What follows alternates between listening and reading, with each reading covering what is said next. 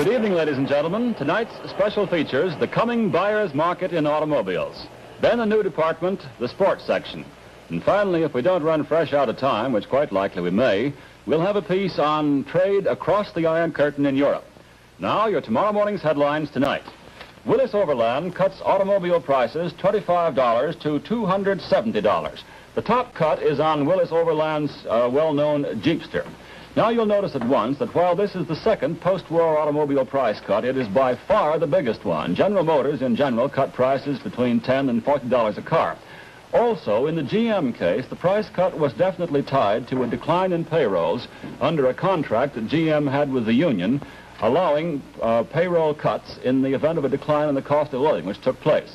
In the Willis Overland case, there is no such decline in payrolls. This is a straight and deep price cut in a bid for more business. This symbolizes an important turning point in the change of the automobile industry from a seller's to a buyer's market. Clearly, this is going to have tremendous psychological importance, this cut announced tonight.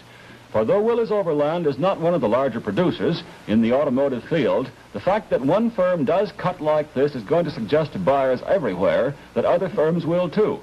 And so I suspect you'll find buyers already cautious becoming even more so, with perhaps cumulative price cuts in the automotive industry. Indeed, there have been, we've all noticed them, a number of signs of weakening in the whole automobile structure recently. For example, my wife and I have been shopping for a car recently, and we discovered to our interest going around that not only on many cars is instant delivery available, particularly on the higher price models, but in addition, they tell you regularly now what they never would have told you 6 months ago. Go sell your car someplace else. We don't want to need any trade-in anymore. No trade-in required. Well, that's a pretty big change, and in view of all these evidences of impending change in the buyer-seller relationship in the automobile field, I thought it might be a good idea tonight to take a look at the general trend of production and prices over a period of years. So first, here's production shown here from 1929 on in millions of cars. Those figures at the left each indicate 1 million. And beginning in 1929, you see how the production trend goes on down the period of years. Starts out in 1929 way above 4 million, drops sharply into the Depression, then with the Depression more or less over, rises past the 3 million mark, almost hits 4 million again, plunges downward again in a bad year in 1938, up again 39, 40, up to the start of the war. Well then, of course, in the start of the war, civilian production of automobiles was pretty much off altogether. It hit pretty well down to the bottom, stayed there until post-war, everything for the war effort. And then post-war starts up very sharply, up to 1949. Of course, 1949 is an estimate, but the estimate is somewhere between 4 and 5 million for this year. So there's your zigzag of production, and it's been enormously high, practically as high as 1929 in recent months. Now let's go from the question of production to the average price, average retail price per car sold. Here's the picture on that. In 1930, the average retail price of a car was $788. In 1934, the price average was $702, reflecting the consequences of the Depression. 1938, it was $824. In 1940, a little bit higher still, as you see, about $850. Now, there wasn't any automobile production to speak of for civilian purposes during the war, so let's skip those years. And now, in 1946, see what post-war does.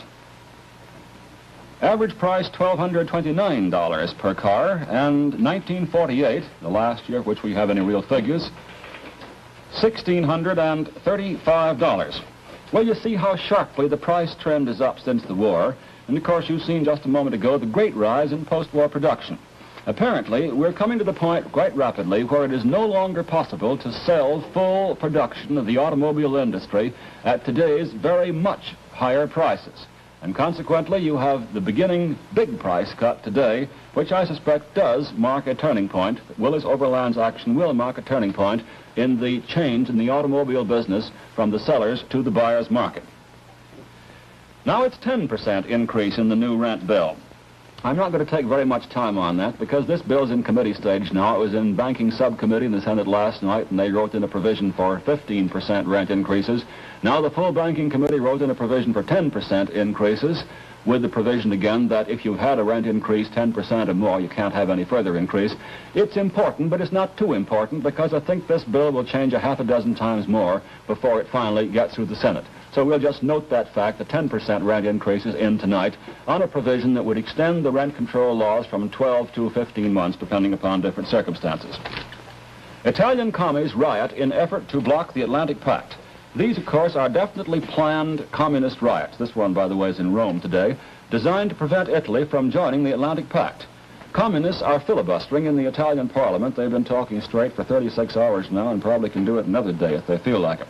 The idea is that if they can provoke enough riots in enough places throughout Italy, the Italian parliament may feel sentiments against the Atlantic Pact and vote it down. By the way, there's nothing wrong with your television. That man's face is the mess it appears to be on the scope. Both of these pictures, by the way, have been taken of Rome riots today, but there were other riots during the day in Milan, in Genoa, and in numerous smaller places throughout Italy. The total thus far, I think, is 1 dead and 9 injured, but probably there'll be more before it's all over. The riots are still in progress. Recovery first, then arms aid. U.S. tells Europe. This is an announcement put out by our State Department today in connection with the impending publication of the Atlantic Pact terms at 10 o'clock tomorrow morning. The State Department says that we will have a new Lend-Lease to supplement the Atlantic Pact, that is to build up military strength in Western Europe, but where there's a conflict in demand for materials, the Marshall Plan, basic recovery, will take priority over the supply of tanks and guns and implements of war to Europe. I suspect that as time goes on, though, you'll find that we will do both, and do both in abundant measure. That is, both Marshall Plan, basic recovery, machine tools and the like, and then guns and tanks, because we do want to strengthen the armed forces of Western Europe as a means of deterring Russia from an attack and an aggression that would lead to a general war. Truman to give views on Congress at news parley. Thus far, the President has said nothing since he's taken it on the chin 3 times from Congress recently on rents, on the filibuster, and on the Mon-Walgan appointment. And since Mr. Truman, on a recent occasion, showed that he could speak his mind quite pungently on that occasion when he made certain references to a radio commentator, you can bet your sweet life that every newsman that can get to Key West is going to be there tomorrow morning when Mr. Truman holds this news conference, where he's supposed to express himself quite breezily on his views on the 81st Congress. He expressed himself quite effectively during the campaign on the 80th Congress. Now perhaps he'll have something to say on the 81st. We'll all be listening anyhow. Conductors Union calls Pullman strike for March 31st. Actually, I doubt very much whether this strike will come off at all, because it seems to me that what you've got here is the usual technique. The Pullman Conductors Union calls a strike for a given date. That will force the President to appoint a fact-finding board. The fact-finding board will postpone the strike for 30 days and may get some added impetus toward a settlement. Of course, that didn't happen, I recognize, in the Wabash Railroad strike, because in the Wabash Railroad you had the fact that the men struck before the fact-finding board was appointed. They have not gone back to work even tonight. That 2,500-mile road is still strike-bound, and as a consequence, Wabash today began laying off about 8,500 non-operating employees, in addition to the 3,500 or so who are now out on strike. And now, services unite press agents at Washington level. This is a rather interesting thing. It's been brewing for a long time. We've had a situation here recently where the public relations officers of the Army, the Navy, and the Air Force have all been competing. It's sort of the war of each against all, each trying to get more commercial advertising, you might say, for its own service. The flight around the world, that non-stop flight of the Lucky Lady II, was quite clearly, in part, for the purpose of impressing Congress with public relations material and getting more appropriations. So as a consequence of that, the idea is it's a bad idea to have each of the 3 forces press services competing. So we now unite them at the top. But what I wonder is this: will unification of the public relations offices of the 3 at the top do the job, or do you have to unite them all down the line? Well, we'll see on that one. To me, there is something of a question. And now, the sports section. First, I think the most important sports news from the national standpoint tonight is the fact that Loyola beat Bradley 55-50 in a game that ended about half an hour ago at Madison Square Garden. That's the National Invitational Basketball Tournament. But from the standpoint of most of us here in Illinois, the big news, basketball-wise and sport-wise tonight, is our state tournament. So let's go and see what's been taking place in the tournament down at Champaign-Urbana at the University of Illinois. Here's the picture in today's games. West Aurora, 45. And Elgin, 42. And here's a shot of the West Aurora-Elgin game. Elgin captain Bob Servant goes up for a shot at the basket. And note the harness holding Servant's right arm down. That's a hangover from a football injury last fall. Despite that harness, Servant averaged about 15 points a game. Without the harness, he undoubtedly would have averaged around 20. Well, the next score, Decatur, 82, and Pittsfield, 48. And now moving on, Tilden of Chicago, 68, and ROVA of Oneida, 41. Mount Vernon gets quite a ways downstate, 54, and Johnson City, 52. And moving over to our third map of our state, Moline, 64, and West Rockford, 38. And finally, Nashville, 43, Ottawa, 39. Now, Robinson and Pekin are playing right at the present time. We just got the halftime score. It's Robinson 26, Pekin 27. And, of course, Hillsborough plays Champaign later tonight. There's no result of that in at the present time. The Mexican Secret Police disclosed today the recovery of a small cylinder of uranium, which they said must have been stolen from the United States. And that, friends, will have to be telecommentary for tonight. Be with us again tomorrow at this same time, and until then, this is Clifton Utley again bidding you good night.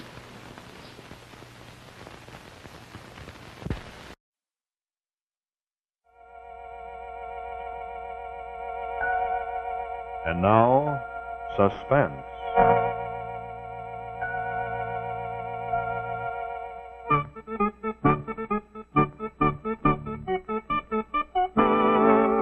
Your host tonight on the Autolite Theater is the maker of the famous Autolite Stay Full battery, the battery that needs water only 3 times a year in normal car use. From bumper to tail light, Autolite makes over 400 products for cars and trucks. Spark plugs, bumpers, hubcaps, headlights, radiator grills, batteries, wire and cable, ignition systems, speedometers, instruments, tail lights, and many more. So remember, from bumper to tail light, you're always right with Autolite.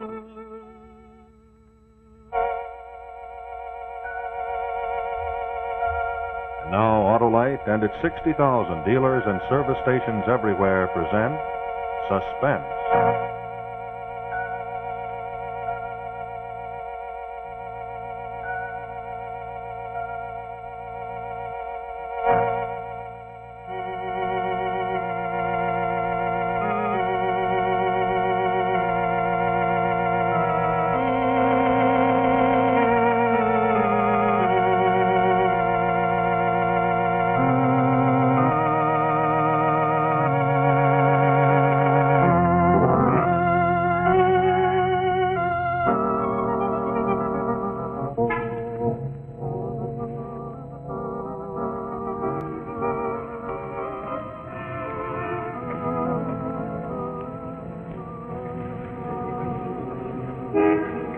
You'll have to hurry. It's got to begin soon. One Lowe's, It's please. Oh, I see. Here you are. 35. Did you want this at your change? Thank Yes, you. that's right.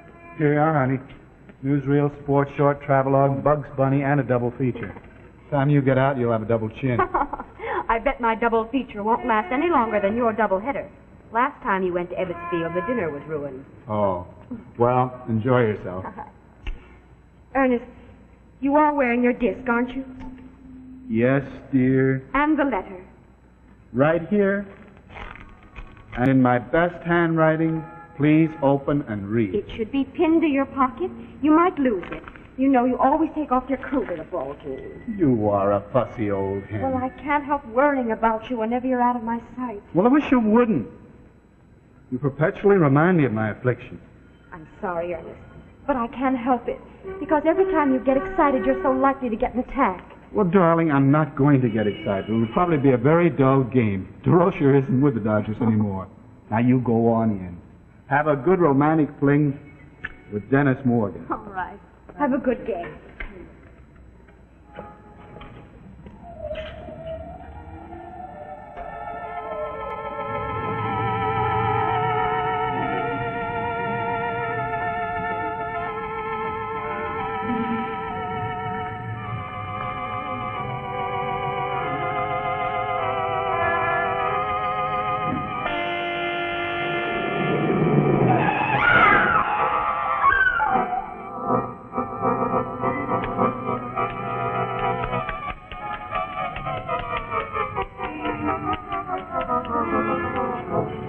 What's the matter? What happened? I don't know. What happened?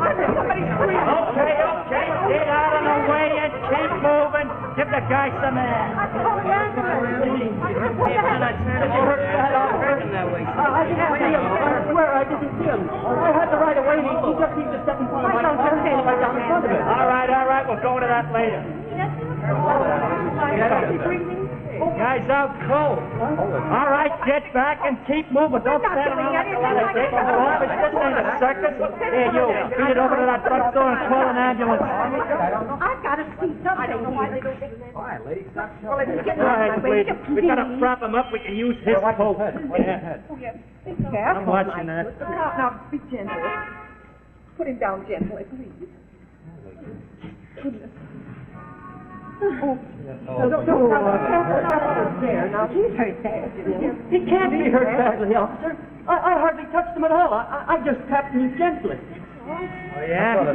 Must have been very gentle because he ain't breathing. Yeah, he's got all limp, too. You can always tell it's happened when they fall over like this. Well, what's happened? You don't mean it. Just what I do mean, pal. Your gentle little tap has knocked this guy right onto a slab in the morgue. Turn the screw on.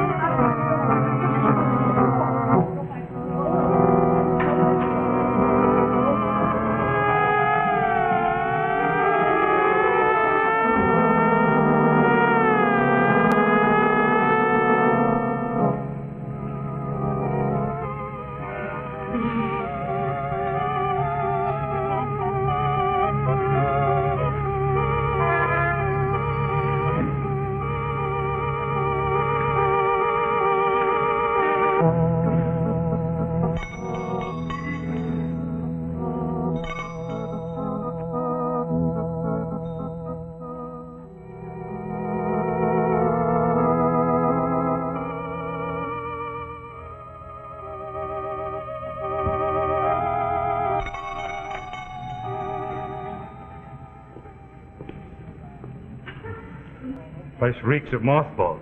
Let's get out. We won't find anything here. Well, we won't if we don't look. Oh, I don't know why I ever married such a determined woman. To bolster your supine character. And what might you be looking for, my friend? Hello. My husband needs a sports jacket, something rather smart. Might I suggest he tries Abercrombie and Fitch's? He would, if he wasn't an actor. The theatre's a discouraging job, like me own. How right you are. Would you believe that my husband's been in 3 plays in the last season and they've only run 2 weeks among them? Well, now he has a chance to do summer stock, and in the very first play he has to be a millionaire in Philadelphia story. That's rubbing it in for sure. Oh, and how? That's why he needs a sports jacket. Actors have to supply their own clothes, you know. Of course, it's very different Look, when you're Fran, I'm sure the gentleman isn't interested in my life story. Now, do you happen to have some kind of a coat that would be suitable for an idle playboy? Well, maybe. There's a grey herringbone over here might fit the bill with a little imagination. Oh. Oh, it looks quite possible, hey? After all, millionaires are supposed to be very eccentric. They hate parting with a nickel and love hanging on to old clothes. The one in Philadelphia story doesn't. He's perfectly normal. No, that would take too much imagination. It would strain it a bit. I guess I'll have to spend part of my first week's salary on a new one. Hey, what about this one? Looks hardly worn at all. That's that. That's not for sale, girlie. Why not? Is it your own? Well, you see, I haven't put it into my stock yet. I picked it up only this morning. In fact, I was just given it the spit and polish when you came in. There's stains on the collar. Red wine, by the looks of them. Oh, I could get them off as well as you. I know all of the tricks. Anyway, they wouldn't show up on the footlights. Here, handsome, try it on. Very elegant. You look right out of escort. How much do you want for it? $8, as is. Oh, it's very reasonable. I think I'll take You will not. Why, $8 for a horrible old stained bit of junk like that? Here you are. $5 as is. Take it or leave it. Well, seeing your pretty Irish eyes, I won't argue with you. Shall I wrap it up for you? Oh, no, thank you. Besides, you might charge us for the Scotch tape. Thank you very much. Goodbye. Come on. Bye-bye.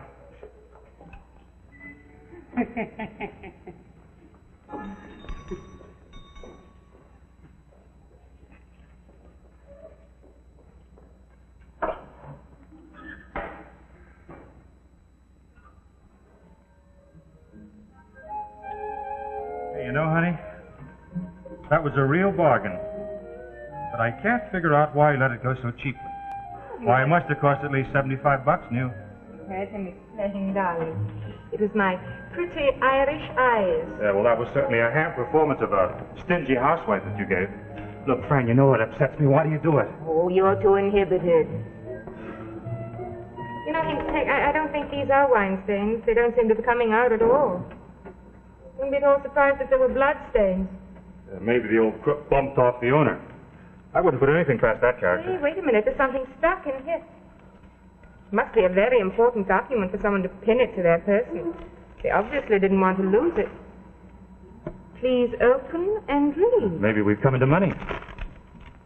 I carry this wherever I go. It is to advise responsible parties that I am a cataleptic. My body must not be molested for a period of 72 hours, neither by autopsy nor by embalming.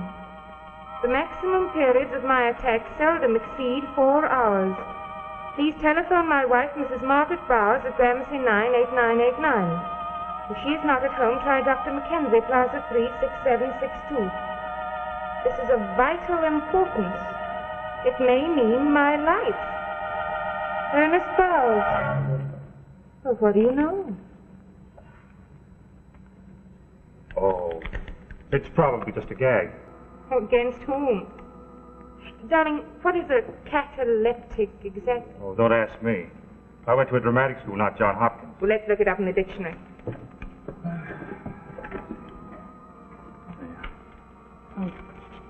Catacomb, here we are, catalepsy. A bodily condition marked by suspension of sensation and muscular rigidity. A seizure closely resembling death in all aspects, including the primary stages of rigor mortis. That's a grim thought. Now look, Fran, don't start getting any ideas. The owner probably just forgot to remove the letter when he sold the coat. This doesn't sound like something someone would easily forget. Hey, I wonder if he did sell it to the Irishman. Fran, why shouldn't he have? Well, in the first place, it looks too new. In the second place, there are those spots. And if they are what I think they are, blood, well, then there might have been an accident. Oh, Henry. In that case, I can think of awful things happening. Yes, I know, but don't. Now, look, Fran, if the man was injured, he was probably taken to a hospital and treated. Yes, but think. Supposing somehow he got separated from his coat and then had one of these attacks. Well, they might presume he was dead and perform an autopsy or whatever they do. Well, in that case, the man's been buried for days. The shopkeeper said he'd only just got the coat. Well, then Mrs. Bowers must have sold it after her husband's death. I think I'll telephone her anyway.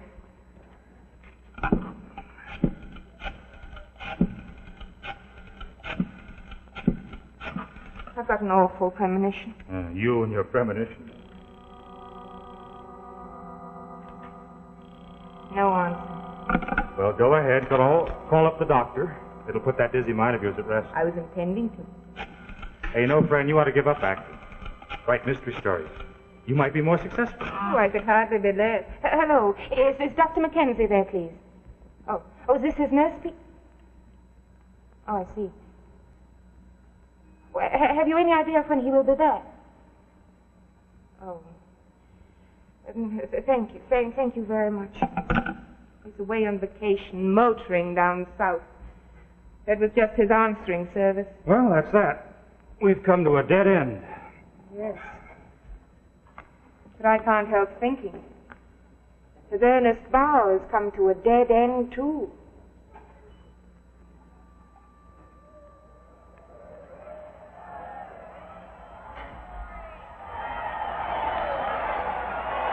There he goes. There's the throw down. He's safe. Jackie Robinson safe. That's the fifth base he's stolen this season, folks. Oh, how that boy can run. Pleasure to watch him keep around. Well, that brings up Roy Cantwell batting in roll of 3 team. Score is now 4-3 in favor of the Cards. Hey, Tony. Super sent another accident down for you. Came in from the hospital a few minutes ago. No identification. Holy cow. Why do so many people have to get knocked off on Saturday afternoons? Don't they know I'm the only one on duty? The general public likes to keep its city employees busy. Hey, you know, I'm going to ask for a raise. I've done 5 jobs today already. Think of the artistic pleasure you get. Remember what the super says. Embalming ain't just hackwork, boys. It's an art. Why, when you get through with the stiff, Tony, it looks more lively than when it was alive. Go lay on a slab.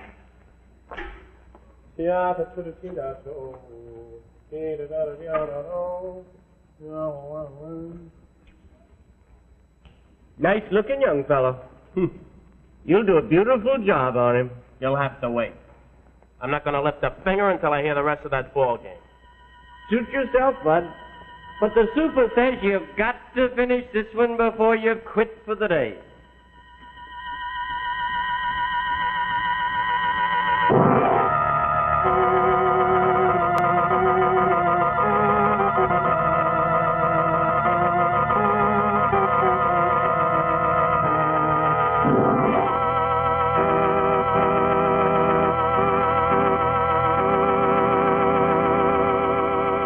A moment, we'll bring you the second act of Dead Earnest, starring Margaret Phillips and Todd Andrews. While we're waiting, I'd like to tell you about a young doctor who's really going places. Now, that is. Although he wasn't going much of any place one particular day not long ago. Here he is, Dr. Nicholas Nostrom, starting out on his first case. Pretty important case, too, and Doc's got everything with him. Uh-oh, everything that is but a good battery. Say, looks like the doc is up against some pretty stiff competition on his first case. Well, the young doc put out a hurry call, so we got up to his place in a jiffy with a brand new Autolite Stay Full battery. You see, his trouble was that his old battery was just plain run down. It was weak from lack of water. Now, you know that batteries need water, and an ordinary battery needs water often. But an Autolite Stay Full battery in normal car use needs water only 3 times a year. Think of it. In normal car use, you need fill your Autolite Stay Full battery only 3 times a year. That's because of the greater liquid reserve. A Stay Full battery has 3.5 times as much water above the plates as an ordinary battery. That means your plates are always covered, always packed with power. Think how important that is to your car. And consider some of these other features of the Stay Full battery. The Stay Full has extra plates for extra positive power. And another thing, your Stay Full battery is protected by fiberglass insulation for longer life and stronger life. So take a tip from me. Get a battery that helps give you dependable starting, the longer-lasting Autolite Stay Full battery.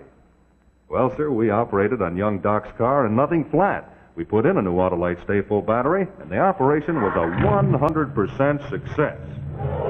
The Doc took off, and he got there in plenty of time to be the first man to shake hands with the captain of the local 1965 football team. Why don't you check with your Autolite dealer tomorrow? Ask him about an Autolite Stay Full battery for your car. Remember, from bumper to tail light, you're always right with Autolite.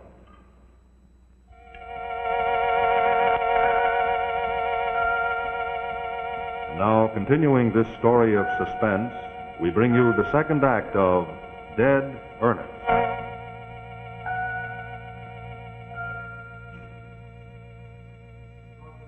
First-class woman, nor a first-class human being, until you've learned to have some regard for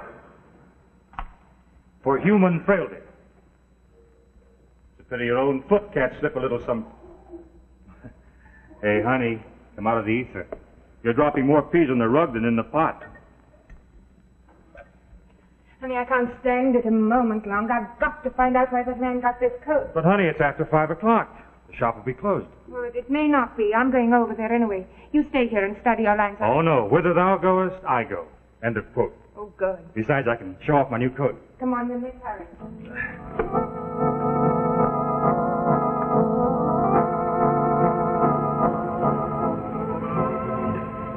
Back in a few minutes. That probably means an hour if I know an Irishman's sense of time. Well, let's go to the drugstore and call up Mrs. Bowers.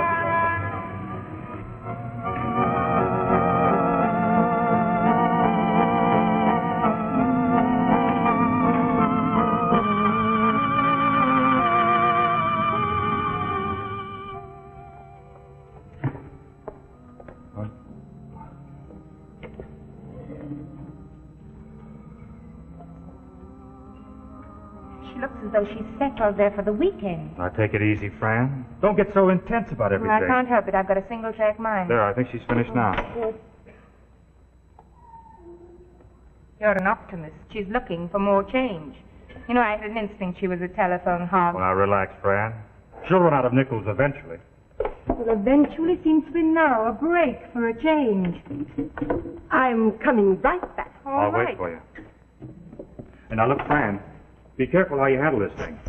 Because if your hunch is right, and there is something screwy, why, you might give this Mrs. Bowers an awful shock.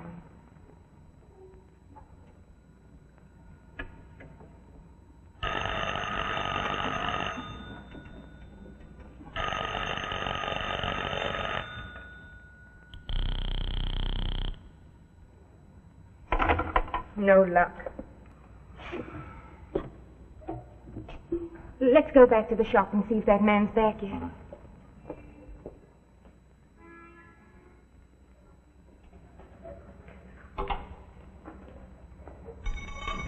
Oh, Mr. Murdoch, I'm so glad you're back.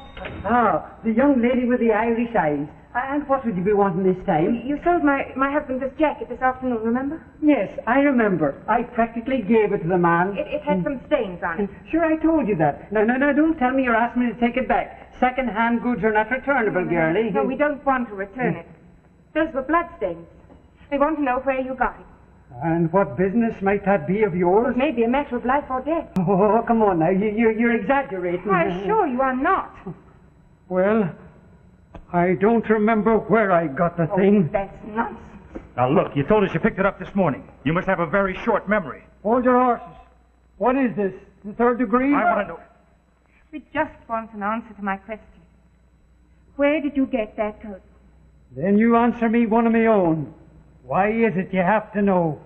There was a letter pinned in the pocket saying that the owner of the coat had attacks, which make him seem to be dead when he's really only in some sort of a trance. Now, sometimes they take unidentified corpses to the morgue where they embalm them and drain all the blood out of them. You wouldn't want that to happen to someone who is alive, would you? Indeed, I would not, my dearie. Devil a bit. I'd never have touched the thing if I'd known there was a curse on it. I'd have left it lying on the street where I found it. So you just found it in the street? Well, you see, there was an accident.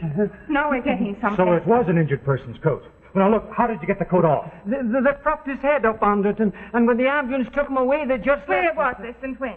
After lunch, West 12th Street, opposite Granny's Movie Theatre. Come on, let's go back to the drugstore. Oh, for the love of God, don't give me away to the police. Hey, young lady,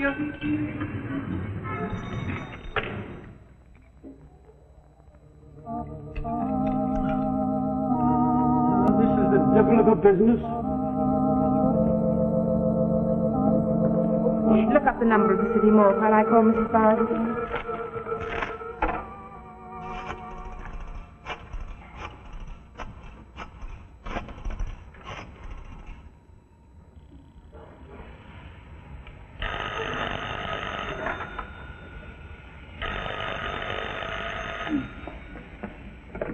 Hello?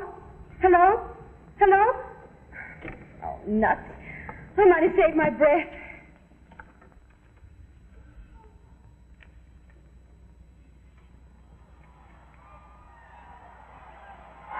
Next game of a doubleheader here at Eversfield, folks. Now I just came through to win the Ulster by a Hey, score of Super's gone 4-3. home. He said you can go home, too, when you finish that accident. Oh, I haven't even started on it yet. Why don't you work and listen at the same time? Oh, I like to concentrate on my yacht. Hey, what do you say, Al? Stick around and give me a hand, will you? I'll get through that much more quickly. Okay. Don't answer it. If you do the hospital, send me another stiff and I'll be here all night. But, Tony, it's my job. Please don't answer it. Okay, I'll leave the receiver off the hook. They'll think it's busy and get tired. Thanks. You're a doll. What do you want me to do? Move the table over here while I get into my mother hubbard.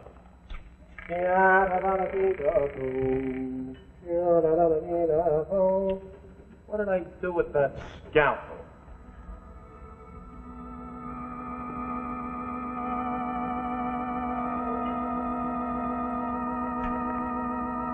I must try spraying my roses with this stuff. Ought to knock the bugs for a loop. can't understand it. The line's continuously busy. Maybe the line's out of order. Call the operator. Hello, operator. Look, I've been trying to get the number of the city morgue for about half an hour. There must be something wrong about it. We'll need that bottle. Huh? No. Oh. Yeah.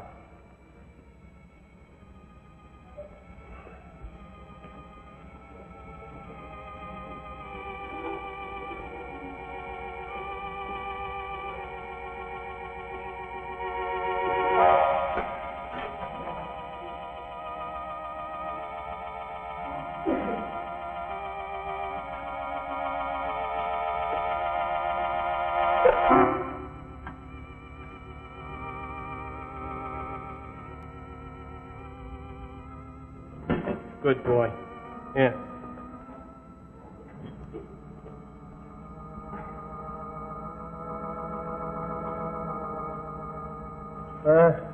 I think I'll make the incision in the neck. I thought you were supposed to stick this thing in the abdomen. Oh, I like to vary my work. Hand me a piece of gauze, will you? Oh, dear.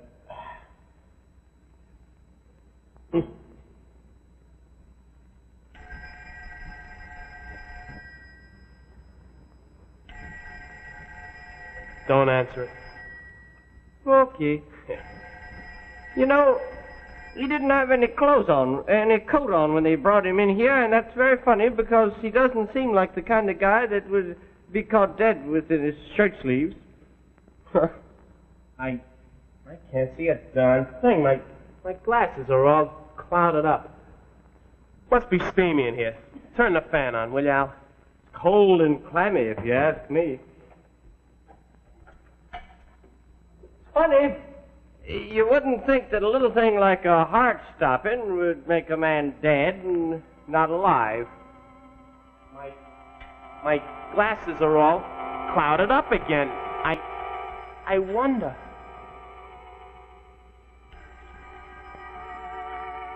Hello, mortuary caretaker speaking. Yes? What? Say that again, lady. So there's some dame on the phone babbling about some guy with no coat that may not be dead. Hey, wait a minute. I was just getting the same idea. What's that? Come here, Al. Take a look at this guy. Am I crazy? Aren't his lips moving? Yeah. Great. Hello, please, hello. Why don't you answer me? You've got a live man there. Oh, my God. Get a hold of that dame that's on the phone. Tell her to come down here. Maybe she can identify him.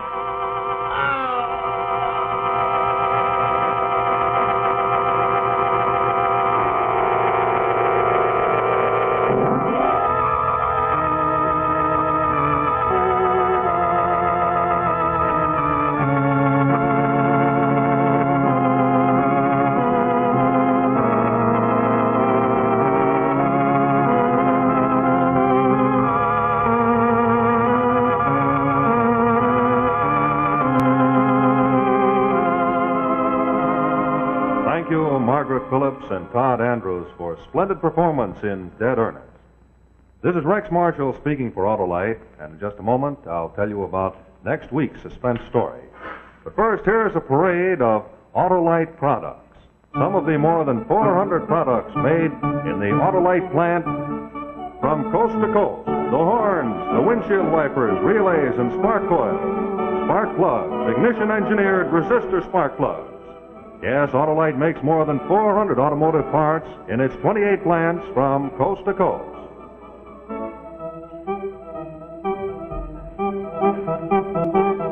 There's the wire and the battery cable. Here come the starting motors, followed by the distributors. There are the generators and the gas gauges. And now, of course, the batteries. Autolite Stay Full batteries. The batteries that need water only 3 times a year in normal car use. So insist on Autolite original factory parts at your neighborhood service station, car dealer, garage, or repair shop. Remember, from bumper to tail light, you're always right with Autolite.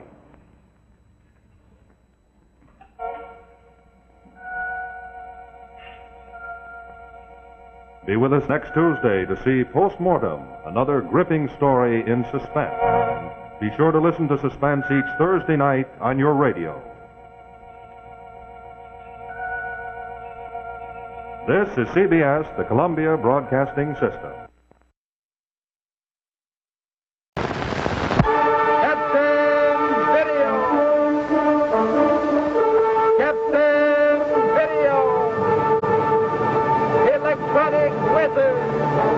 Master of time and space, guardian of the safety of the world. Fighting for law and order, Captain Video operates from a mountain retreat with secret agents at all points of the globe. Possessing scientific secrets and scientific weapons, Captain Video asks no quarter and gives none to the forces of evil. Stand by for Captain Video and his Video Rangers.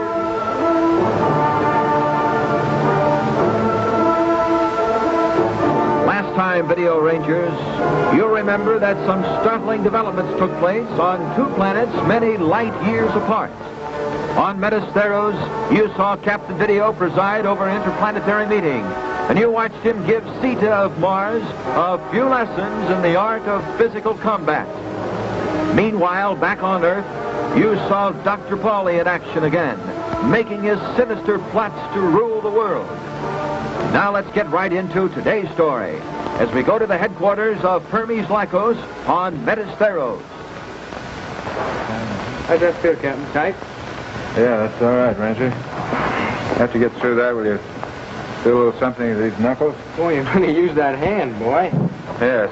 Well, now that we've settled all personal differences, suppose we get down to business. That suits me fine. I've had all I want of personal business. Yes, I should think so, Sita.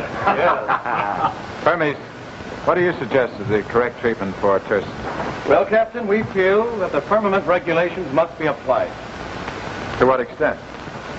Well, to begin with, occupation of Turson by the firmament police. Also, all communication with other planets to be subjected to strict censorship. And trade with other planets to be restricted. Tough, isn't it? What else? Well, a change in the position of the firmament to an orbit that can be kept under constant watch. Naturally, all weapons of Turson to be confiscated and destroyed. Each Tursonarian will be required to spend a full-time cycle in farm labor. The products to be given to a peaceful planet. Right? Right. Sounds a little tough to me. The regulations are just. It's what we've done for eons. Well, gentlemen, all I know is that if you want to create everlasting hatred, it's to make slaves of your defeated enemy. And that's all that these terms would accomplish, the way I see it. Well, then, what you seem to be in favor of is Earth policy, eh, Captain Video? To a degree, yes, I do. Well, Captain, what do you suggest we do? I suggest a much more moderate policy. Turson's a defeated enemy, yes, but don't forget she's a member of the same firmament. We all are, for that matter. Just a second. I don't like this business about confiscating the weapons. For years, Mars has had a very profitable trade agreement with war materials with Turson. I withdraw the statement. Good. Gentlemen. As he grows older, Sita grows wiser. Gentlemen, suppose we all sit down. Yes. Oh, yes. Let us. Now, I suggest a much more moderate policy.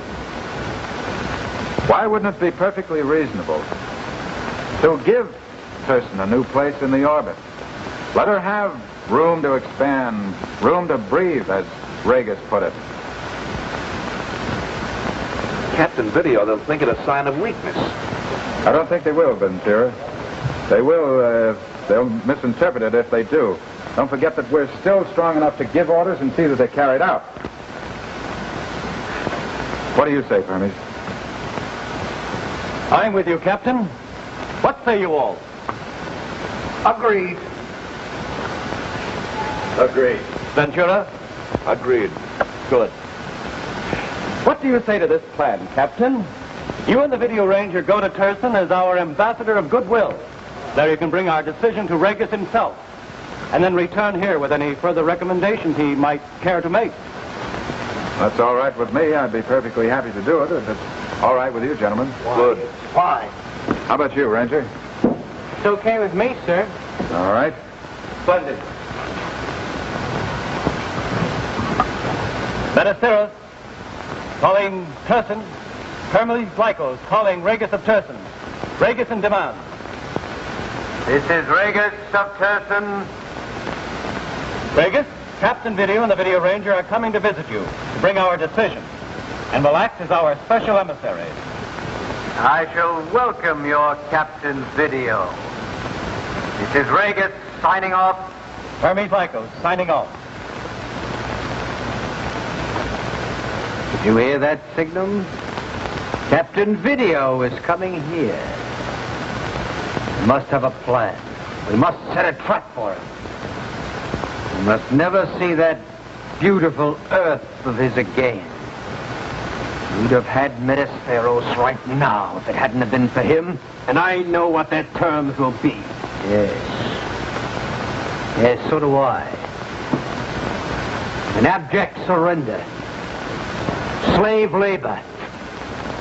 For that fat Hermes of Jupiter. To make them all the fatter. But I won't put up with it. I would rather die first than see Turson destroyed. Captain Video will undoubtedly arrive in an orbit control rocket. Yes. And he will land at the usual stage. Perhaps we can arrange a surprise for him.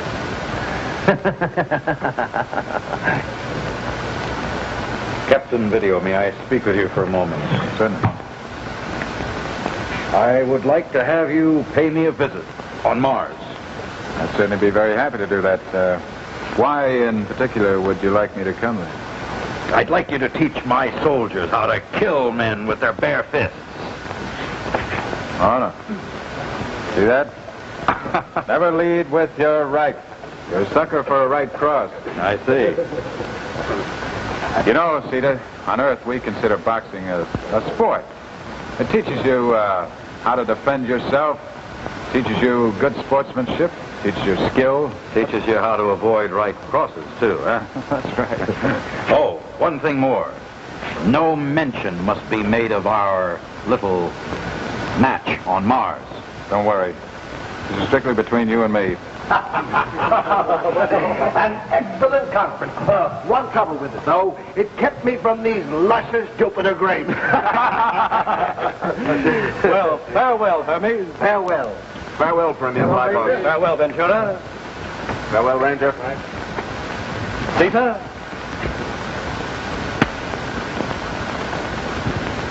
And now, we must make some necessary arrangements for your trip to Turson. Well, first I'd like to contact Earth. I'd like to tell them what's been going on here. Yeah, I'd like to find out what's been going on down there. So would I, Ranger. Well, tell me, do you wish to use the rocket technique, Captain, or rely on the time lapse for a voice message? I think the rocket would be much faster and much more efficient. I know the exact trajectory anyway. And I'd like to send a message to Commissioner Bell and one to the laboratory as well.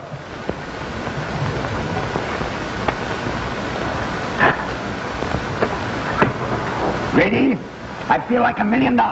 Never mind, bring me any medicine. And incidentally, I've had news from Blakesley. He's hot on the trail of Dr. Pollock. Good man, that Blakesley, even with all his yoiks and pip-pips and so on. Commissioner Bell? Oh, it's Senator Hall, the record. Say, you heard anything from Captain Video? Wouldn't you like to know? Now, listen to me. That broadcast you made was a phony, Commissioner. You told the people that Captain Video and the Ranger's still alive. They'd soon appear in person. That's right. Well, I happen to know that's impossible. I checked all the astronomical sources, and that planet Metastero can't even be seen. You know, my column's going to say that you've rigged up identical doubles for Captain Video and the Ranger, too. And that you'll show these doubles to all the people, just to delude them. You know that you're right, Hall. Except that we didn't hire doubles. We hired the twin brothers of the captain and the Ranger. Why? You...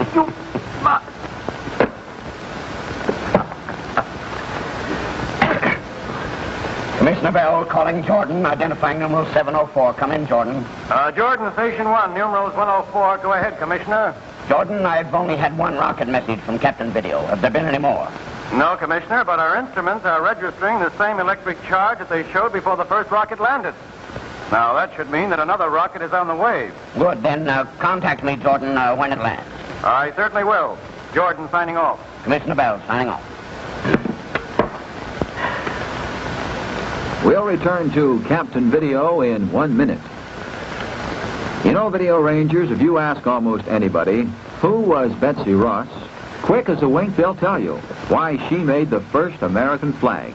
But how many of us know anything at all about George Ross, Betsy's uncle by marriage? Well, George Ross was one of the signers of our Declaration of Independence.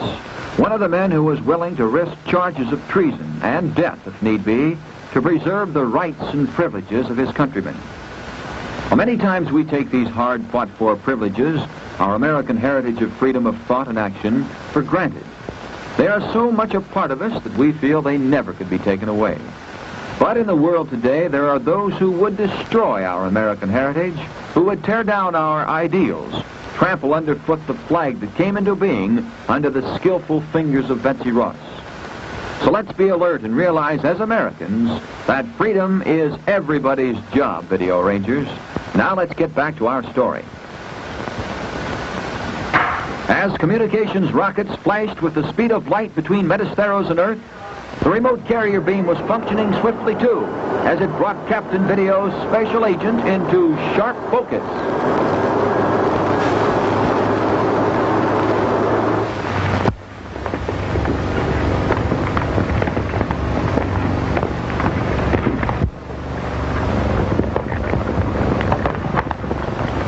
What's happened here? I reckon you know it, you wouldn't be here. Which one of you is Turner? I'm Turner. The Callahan girl brought word that a fellow named the Whistler murdered Jerry Blake. There's a few things wrong with those remarks. In the first place, Miss Callahan never said it was murder. And in the second place, my name... Never mind that. You killed a man. The sheriff called it murder, and I call it murder, and we hang murders in this county. Now, what do you think of that? No use getting hard about it. You're a posse, not a lynching mob. And the sheriff here is an officer of the law. The sheriff will do what I say. I'm running this. I sort of figured that way. All right, what's next? Unbuckle your gun belt, Mr. U.S. Marshal. So you know me? Yeah, we know you all right. But no one can ever prove we knew you to be anything but a murder-resistant arrest.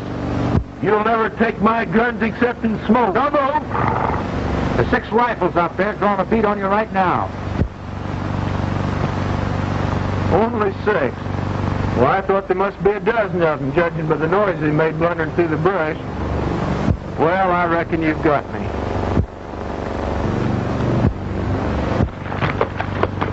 Drop that gun. Tell your friends behind me not to move, or you 4 will drop. Don't worry, Whistler. If one of them should move, his light will go out quick. Drop those guns, you hombres.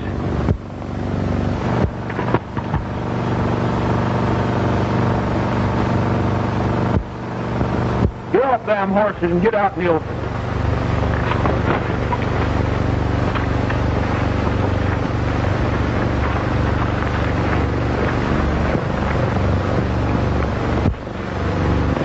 That'll be far enough. March on down there. Pronto.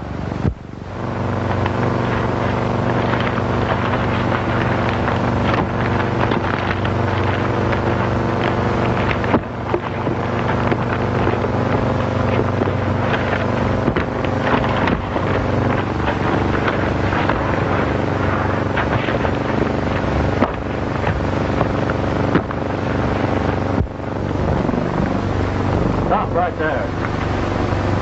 Get a rope, Tommy.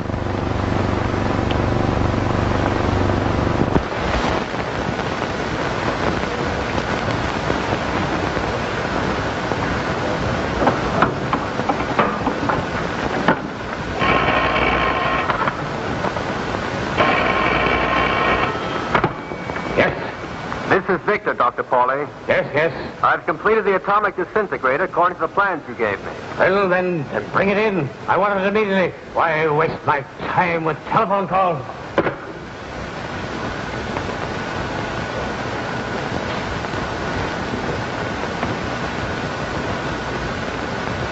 This is Dr. Pauly.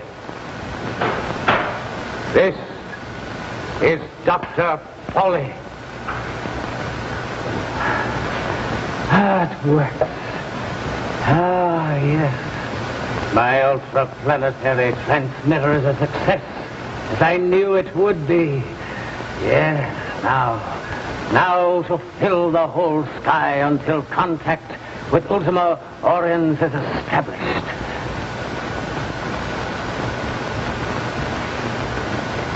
This is Dr. Pauly calling Ultima Oriens in the outer limits. Dr. Pauly to Ultima Oriens.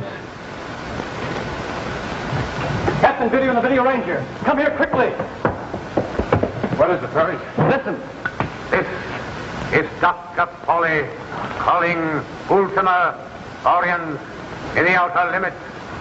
This is Dr. Pauly to Ultima Oriens. Pauly, I wonder what's happened to Blakesley. Well, Dr. Pauly's alive and on the loose again, sir. We better call off this trip to Turson. No, Ranger, we'll still go to Turson. Blakesley hasn't let us down yet. Excuse me. Yes? Interplanetary strip reporting. A rocket from Earth has just landed. Bring it here as soon as it cools. It will be brought. Right. Well, we'll have to wait and see what's in this rocket. It's probably an answer from Commissioner Bell. Well, how about your trip to Turson, Captain? Well, it won't take long before that rocket cools. We'll be able to read the message right away. Go ahead, call Regis and tell him we're starting right away. Right. Hermes Lycos calling Regis of Turson. Hermes Lycos calling Regis of Turson. Regis in demand. This is Regis of Turson. Regis, Captain Video and the Video Ranger will be on their way to you within a half a time cycle. Excellent. I shall see that a proper welcome is prepared for Captain Video. What means of transportation are they going to use? In one of my orbit control units. Excellent. Excellent. I shall be certain to treat Captain Video as he deserves to be treated. This is Regis of Turson, signing off. This is Hermes Lycos, signing off.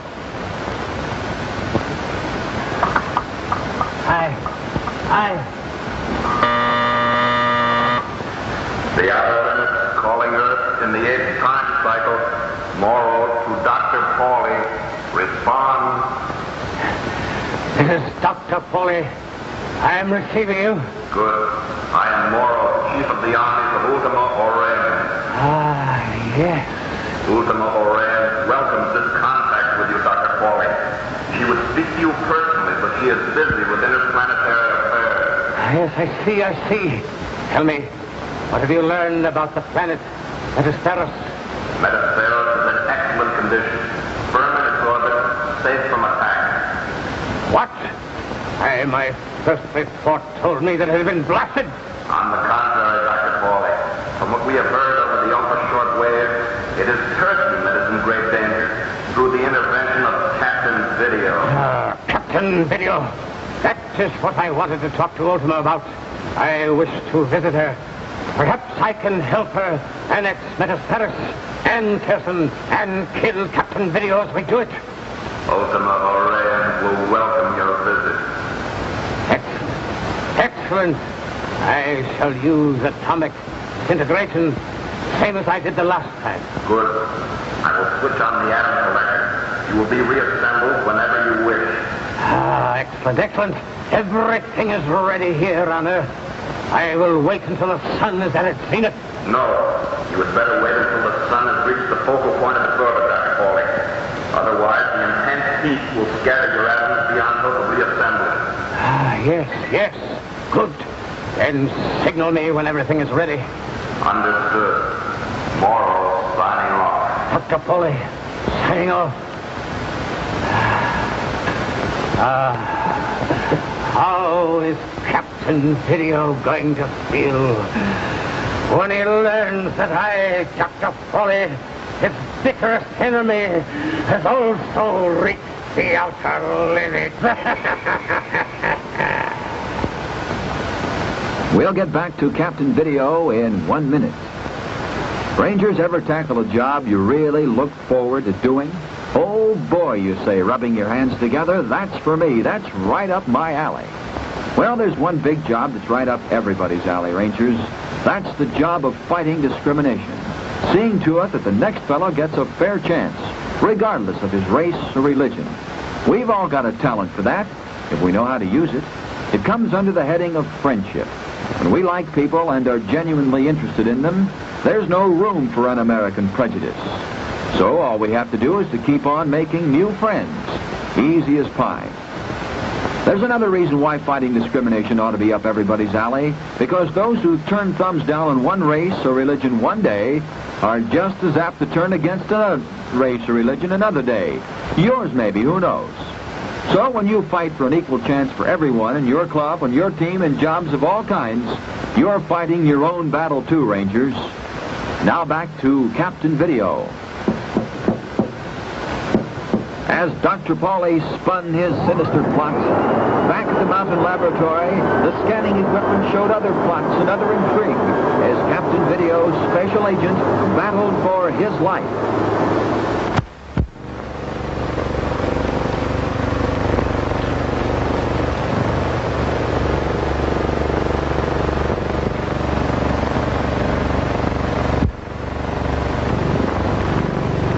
You there, hard guy.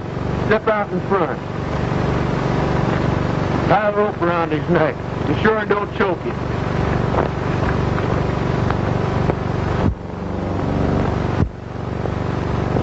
Tie his hands too, Tommy. He's the big boss. We'll let him lead the parade.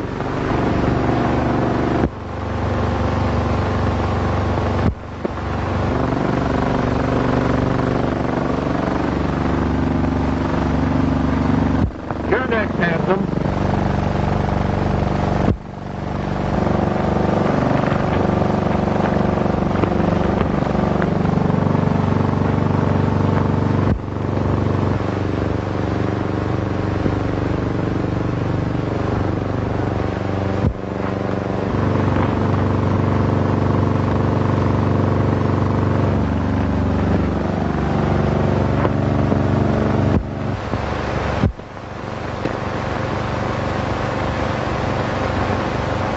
Okay, General.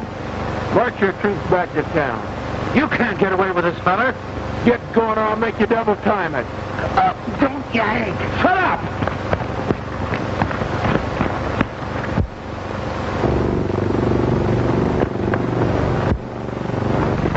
Hey, mister, I can't walk the town. I got fallen arches.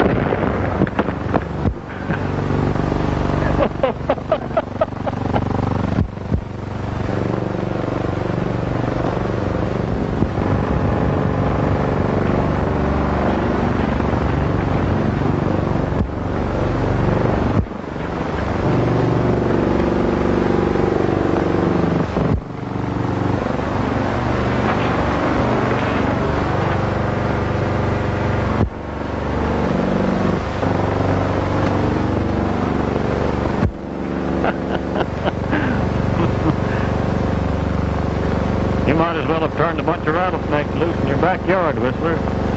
There isn't one of those citizens that'll get a good night's sleep till we're both rubbed out. And thanks, Tommy, for saving me.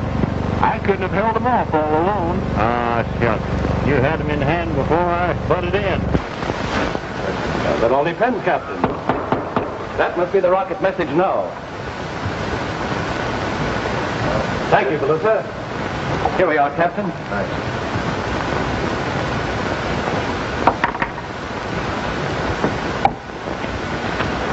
notice for where, but... Oh, it's from Commissioner Bell, all right. What does he say? He congratulates us. He wants us to get home right away. Says the press is after. Oh, really? As it always is. He says Dr. Paulie is causing trouble again. Well, Blakesley can take care of Dr. Paulie, can he? He's going to have to, Ranger. When we get back, I'll send Commissioner Bell a reply, yeah? And tell him it's a little difficult to write with this. These knuckles. Made it pretty tight. Tell him that Blakesley is to refer everything to Blakesley until we get back. Now, Perlis, will your rocket launching department get this off right away? I will attend to it myself, Captain. All right. And while you're doing that, do you mind if I contact Orbit Control? Oh, you need not ask, Captain. My laboratory and everything in it is completely yours. All right. Well, Ranger, we're going to have to make this a short trip to Turson, because I also want to stop off at the planet Mars. I want to study the structure of that planet. And teach C to the old one, too, huh? Maybe we can. Captain Video to Orbit Control. Come in, Orbit Control. Captain Video calling Orbit Control. Control, Orbit Control, reporting to Captain Video. Everything set for our trip? Everything is ready, Captain. The rocket is fueled and waiting for you. All right. We'll be right there. That's all. Captain Video signing off. Orbit Control signing off. Okay, Ranger, let's go. Off to Thurston. Right. Signal. Trap for Captain Video set? Everything is ready, Ray. Good. And we'd best be off to the landing stage. And signal. Remember, be sure to act casual, as if there was nothing the matter at all. We don't want them to suspect a thing. By the way, Reagan, I just overheard an ultra-short wave message from someone named Dr. Paulie, who is trying to reach Ultima Aureus. Dr. Paulie. Of course. I know that name. He's the Earthman who managed to make the interplanetary passage by disintegration. Ultima Aureus, of course. That's who should be here when Captain Video arrives. Yeah. Contact her immediately. Tell her that I want her here as soon as she possibly can. Yeah. We shall not only set a trap for Captain Video, we shall have some fun. Tell her to be sure to disguise herself. Disguise herself so completely that not even Captain Video and his ranger will recognize her. Turton to the outer limits, the 7th time cycle. Signum calling Ultima Aureus.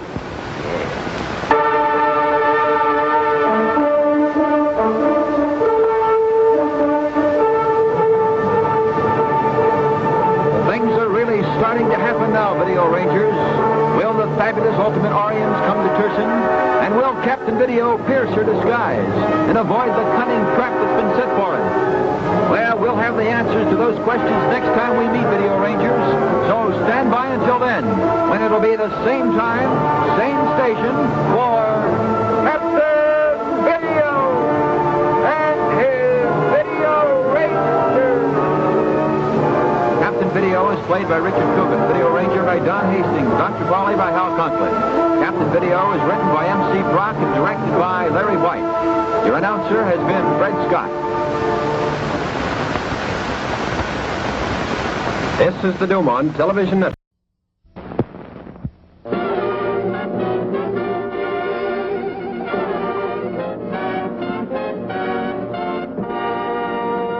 The Admiral Broadway Review, brought to you by your Admiral dealer. The man to see for Admiral dual temp refrigerators, Admiral electric ranges, Admiral radios, phonographs, and magic mirror television.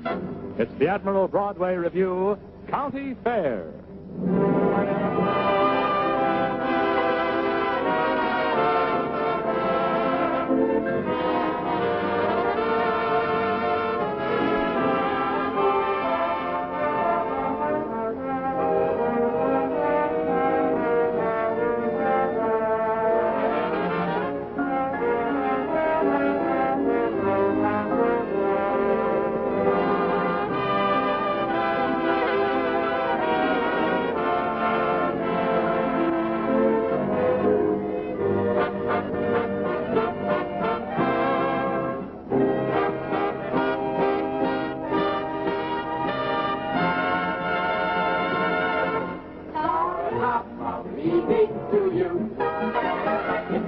for your Admiral review. To make society cleaner than a honeycomb, we try to bring Broadway right into your home. Top entertainment for you. Our tropical music, so let's do. But just before we clear the floor and ring up the curtain, we like to be certain you know where to shop. And Admiral is wonderful with rock and roll, but the quality's always the top. The Dynamagic radio phonograph, the modern Admiral electric range. Go out and treat your treat to a temperature regulator. You'll get a kiss in exchange. The top of the evening to you. And now it's time to present the first beer. So keep your eye on your Admiral dream.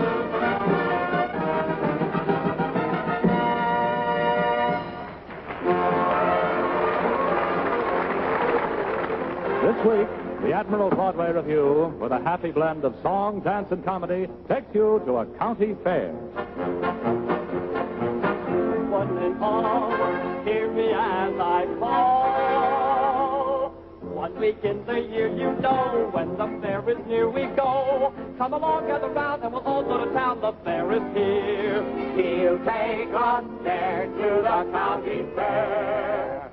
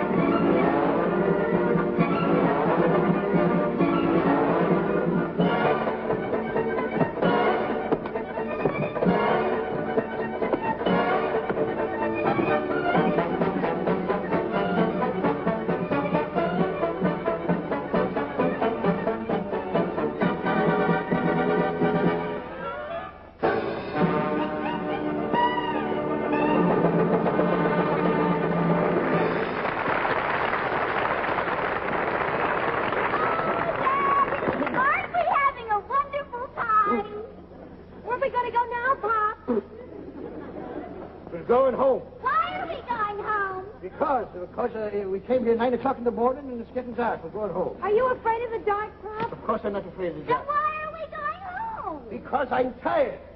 What's the matter, Pop? Can't you take it anymore? I guess he's not as young as he used to be. Yeah, you're getting old, Pop. Won't be long now. All right. Where do you want to go? You want to go on the Ferris wheel? What's a Ferris wheel? What's a big thing that goes around and around? Like a merry-go-round.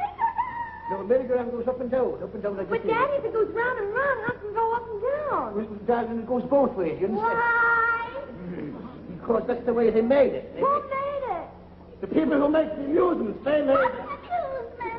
Amusement? The amusements, lad, is everything around here is an amusement. Daddy, is that door over there with the sign on the top, is that an amusement? No, darling, that's you know perfectly well what that is. Oh, look, Daddy, the people are shooting. What are they shooting? They're shooting ducks. Real ducks? No, make-believe ducks, darling. Why do they make believe they're ducks? They don't make believe the ducks. The people make believe the ducks are ducks. Why do the people want to be ducks? The people don't want to be ducks. They make believe the ducks are ducks. But, Daddy, if the ducks are ducks, why do people make believe they're ducks? Because they're not made the deal. The people make the ducks who make the people. The people who know the ducks to come. The ducks stop the people. Let's go home. I want to go on the Ferris. All right, I want to go on the Ferris. All right, we'll go on the... I want to go on the Ferris. All right, we'll go on. All right, all right. All right. All right. Let's go home. I want to go on the shoot. You can't go on the shoot. It makes you scared. How do you know it does? Because I was on one and I was scared.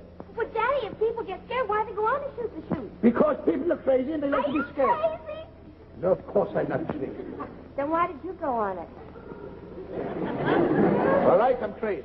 No, I want to be crazy and go on it, You can't too. be crazy. You're too young to be crazy. Why? You know, it's a dangerous thing. It goes way up in the air. And then it comes down really fast and you feel like your stomach is going to burst out. Oh, and then everybody thinks they're going to be killed. And they all scream. Ah! And then it goes into a dark alley, really dark. And it's all seeing all kinds of faces. And then a long hand comes out and grabs you. And you scream. Ah! He is crazy. Hey, Pop, do you feel all right? I feel fine. I thought you was tired. I am tired. I'm tired and I'm hungry and I want to go home. You're hungry, Daddy? Why don't you eat my hot dog? I Take don't- some of my ice cream, I Daddy. just want it. I want some food. Oh, is this food? Of course not. Well, what is it? Food. Then eat it.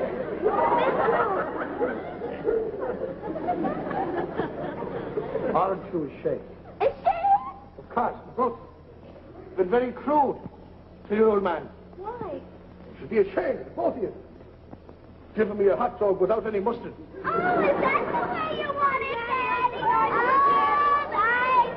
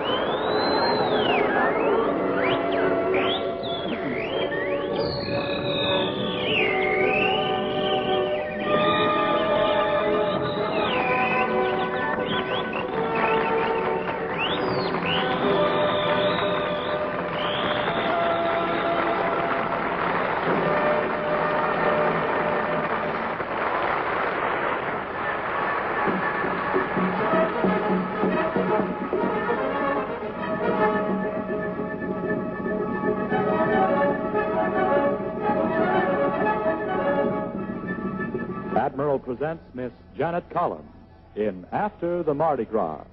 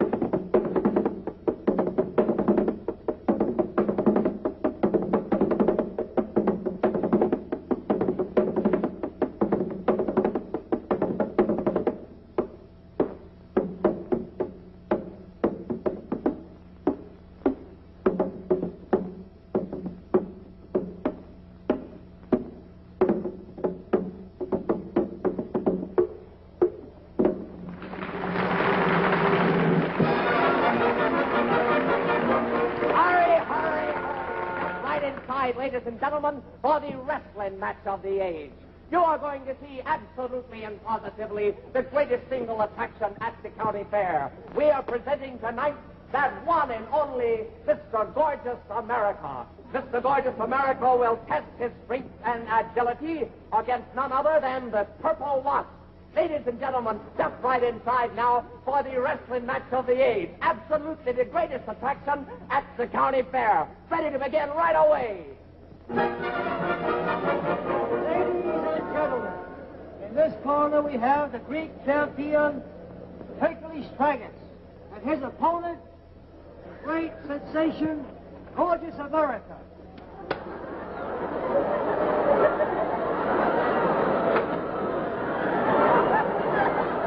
All right, boys. Now, you both know the rules of wrestling. I don't want unnecessary roughness. If I say break, I want you to break and break clean. I don't want any kicking, no biting, no gouging, no punching. Now shake hands. Stop. Wait a while. Not your turn. Now shake hands and maybe the best man wins. All right. Out of the ring. I say, we're going to rest. Just a moment, I'll be right with you.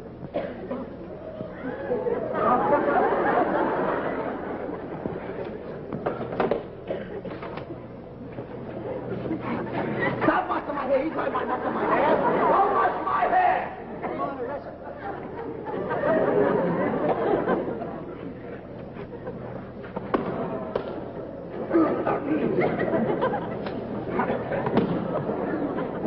Watch it. Watch it.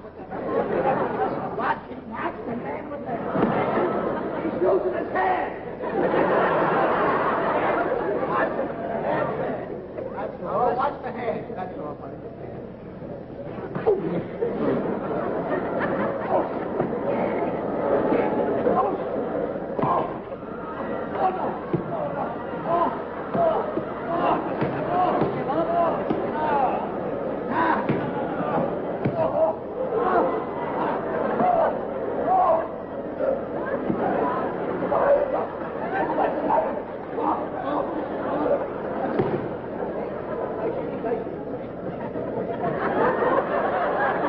Come on and wrestle me. All right.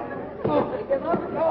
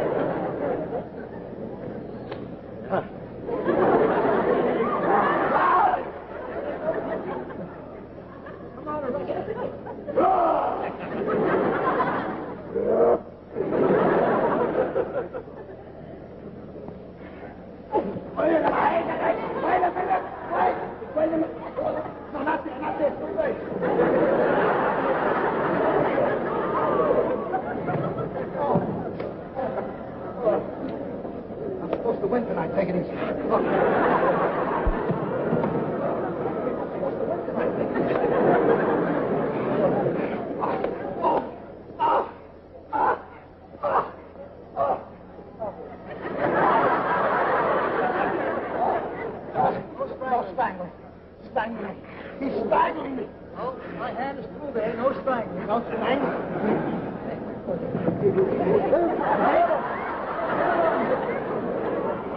Hey, how's the referee here? Come on, wrestle them. Oh! Oh! Oh! Oh! Oh!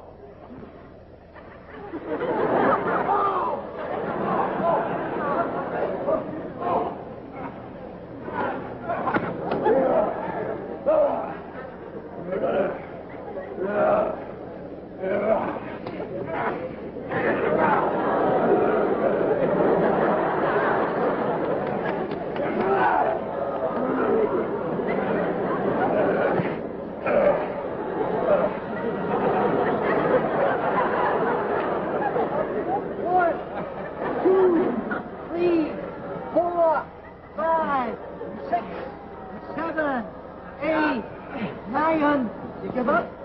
No. All right, the winner, new champion. Hey, the winner is not the winner.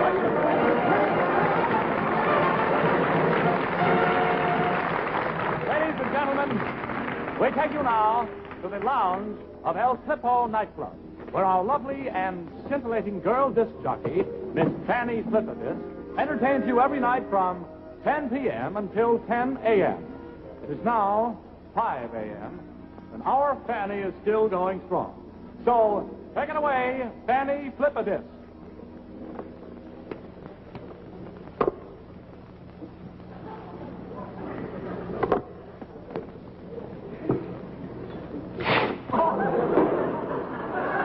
What's the matter? You're still on the air. They're listening out there. Hello, everybody. This is your girl, Fanny Flipperdisc. I'm here from 10 till 10. I'm playing your favorite records, answering your phone calls, and reading all of your requests. Now, the first thing I have is a request that came to me in 1923. JL, if you're still alive, this is just for you. I hope you like it. Hello? Hello, Mother. How are you? I'm fine, Mother. How are you, Mother? All right, Mother. What are you doing? You listening to the show, Mother? You like the show? That's wonderful, Mother. Yes, I'll be right home after the show, Mother. All right, Mother. Enjoy yourself. Ladies and gentlemen, that was my mother. And now, folks, I'd like to answer another request that I have. It's from Rin Tin Tin. And he would like to hear, it's what is known as my collector's item. This record is worth over $1,000. It's the last one in captivity, and it's Enrique Caruso singing Powder Your Feet with Sunshine. It's a wonderful song. I hope you like it very much. No, ladies and gentlemen, I just have a signal that entering into the club is that wonderful, that funny man, the man you all see and love, that funniest man that you've ever seen, Joe Jolly. Say hello, Joe. Say hello. How are you, Fanny? How are you, Joe? Listen, I want you to say something. Say something about the show. Well, you'd rather say something about our beer. Now, ladies and gentlemen, I want you to all know that Joe is under no obligation whatsoever to praise our beer. Joe, you're on your own. Well, Blob's beer is the finest beer in the world. Drink Blob's beer at breakfast, dinner, and supper, and in between. Bathe in Blob's beer. Brush your teeth in Blob's beer. There's no beer like Blob's beer. It says here. Goodbye, Betty. Thank you so much, Joe. I think that was just wonderful of you to say that to me. Thank you, Joe Jolly. Hello? Yes, this is Fanny Flipperdisk. Uh-huh. Well, thank you. Thank you. Thank you. Oh, thank you. That's just wonderful. Thank you. Thanks. The sponsor? Mr. Blob.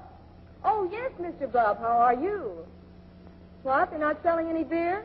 It's my fault. Listen, maybe you wouldn't like to drink iodine with a head on it either. Well, why don't you drink it? All right. They're listening out there.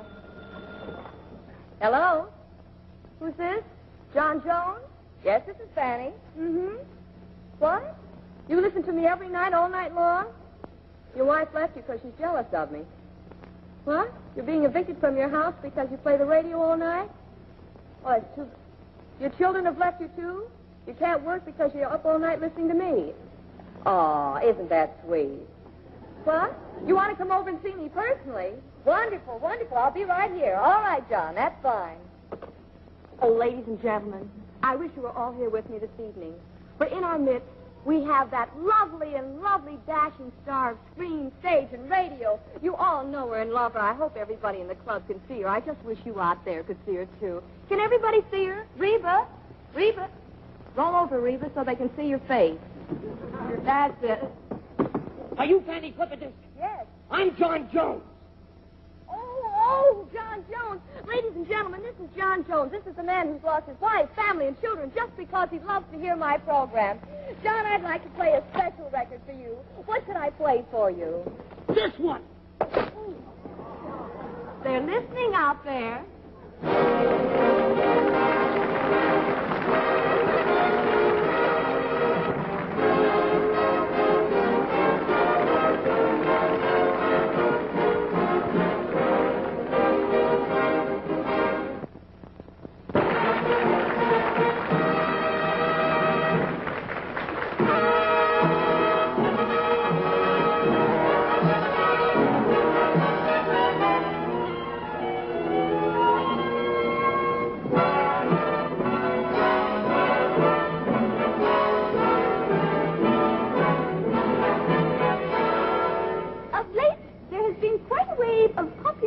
For East Indian dancing.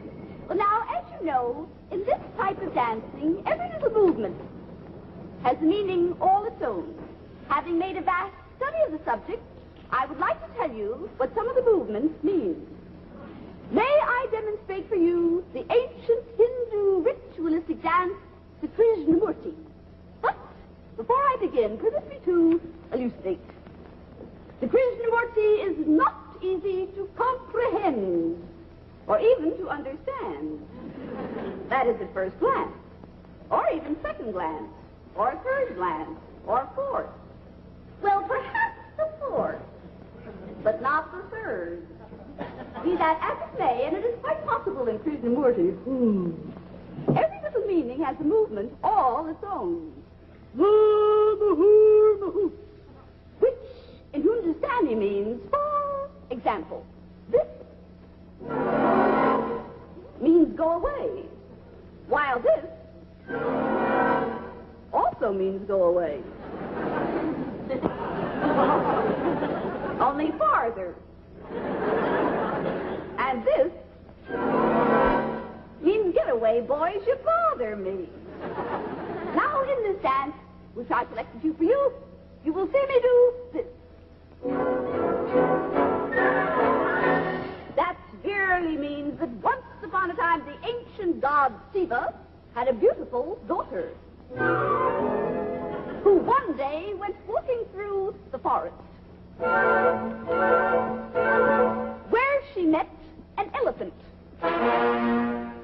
But a sorcerer who lurked nearby cast a spell, whereupon the beautiful daughter turned into the elephant, and the elephant turned into the beautiful daughter, and the sorcerer turned home, only to be greeted by his wife with these words, "Where have you been all day?" And the sorcerer replied, "Lo, I have been wreaking vengeance." Whereupon his wife replied, "That's not the only thing you reek of, you drunkard." Which brings us to the next movement. Now, in this dance, which I selected for you, you will see me do this.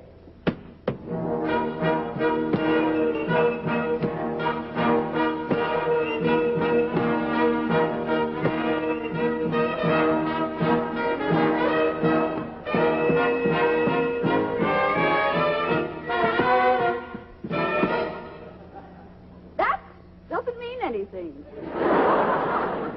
Purely decorative. But when you see me do this, that means that once upon a time an ancient warrior by the name of Reuben Mithru had to go off to the wars. And on the eve of his departure, he had a tryst with his twist. He sang to her thusly. Raput nu Vishnu Punjabi Clover, Raput Vishnu Punjabi before.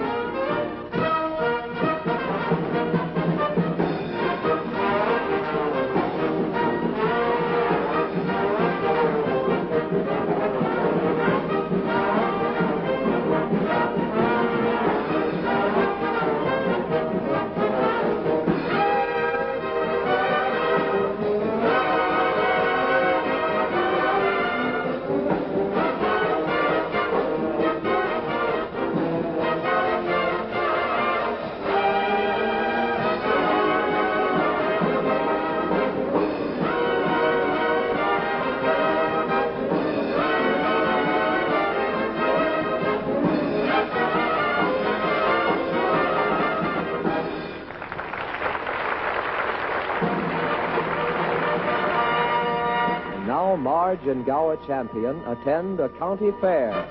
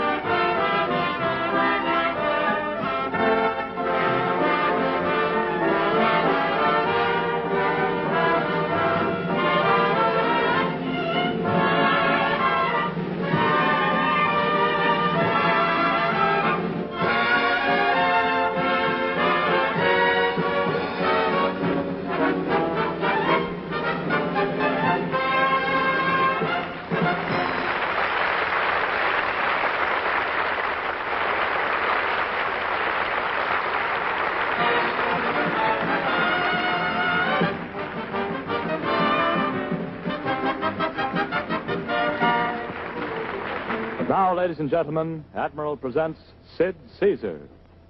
Ladies and gentlemen, there's a certain type of nightclub that features the rhythm of the samba. And you'll notice that in front of each one of these bands, there's one fellow who has the ruffly sleeves and the maracas. And he's always so alive, always around. He's always making everybody so happy. Well, I'd like to show you a page in one of these samba singers. You know, singing the samba night after night, day in and day out, all the time. That rhythm kind of creeps into your system. So I'd like to show you the life of the samba singer from the time he leaves his job to get married, his wedding, his honeymoon, and his married life, and how it affects his work. Whiskey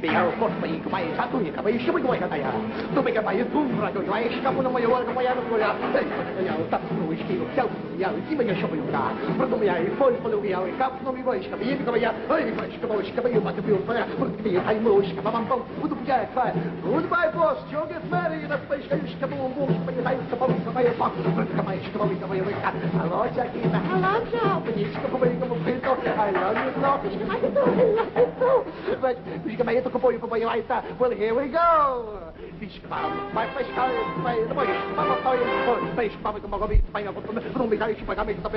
You promised to take this worm wife, be my no punch in the head, but the punch in the magation, the mega si, signor, si, I don't, but you come, you pay no way, I'm told, but anyway, you take this man for your husband, but you might have to pay by the main type of music, by you need my age, but the way for you to cook them about and gelati, when you are easy, but for the way you make the bones, si, signor, si, I don't. Right now, pronounce your man and wife. This might goodbye, goodbye, goodbye, goodbye. Whoa, whoa! Whoa, whoa! Niagara Falls! I love you, Chiquita. Honey bun! I love you too, sweetie pie! 1 year later.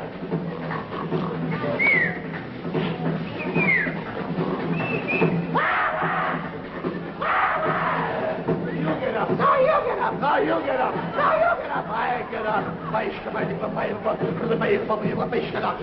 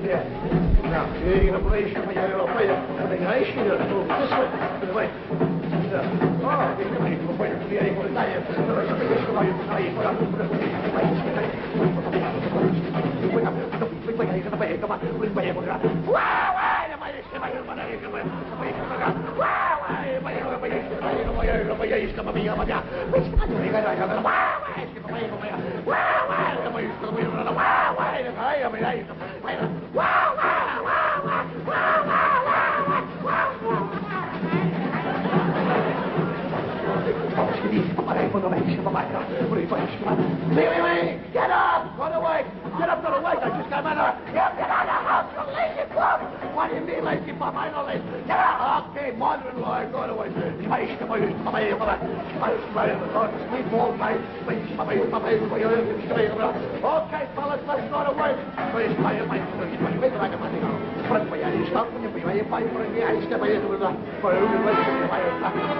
Customers, hey! These ladies come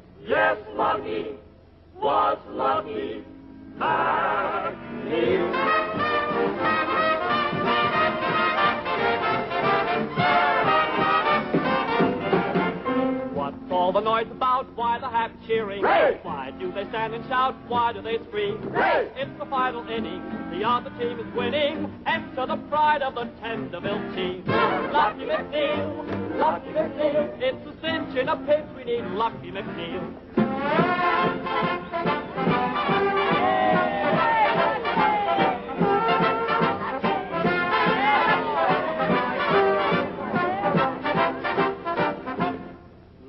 Lucky is at the plate, ready to deliver. Let's go. His team is counting on Lucky's good aim. But some pretty creatures are smiling from the bleachers. See how they're taking his mind off the game. Lucky McNeil, ain't it a shame? Keeping your mind on a game, not the game.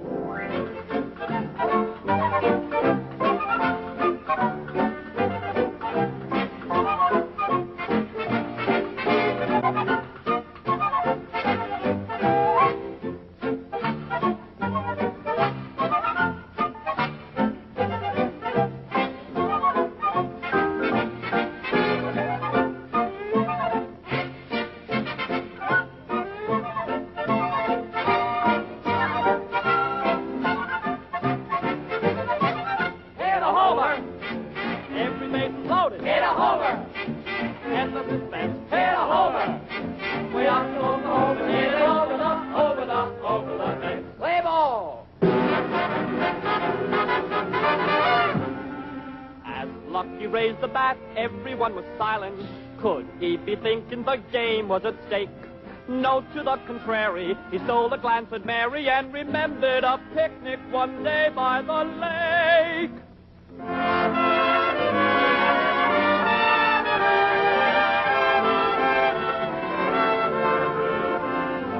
'Twas beside the lake over milk and cake when our Mac fell in love with Mary. He asked her to change her name.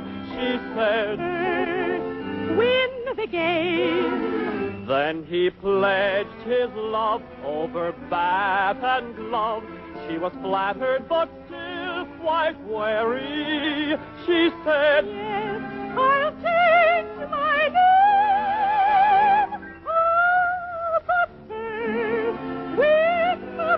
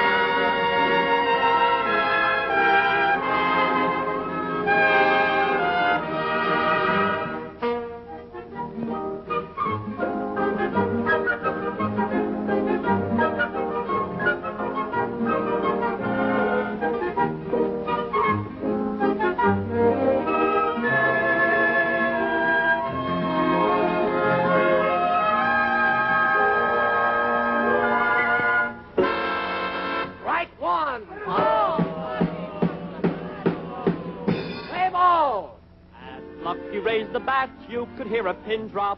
All eyes were glued upon Lucky McNeil. But in that second, another memory beckoned, Luella in her brand new automobile. In my carriage, horseless carriage, you and I will be the envy of them all. Through the city, sitting pretty, we will hurry to the park where you play ball.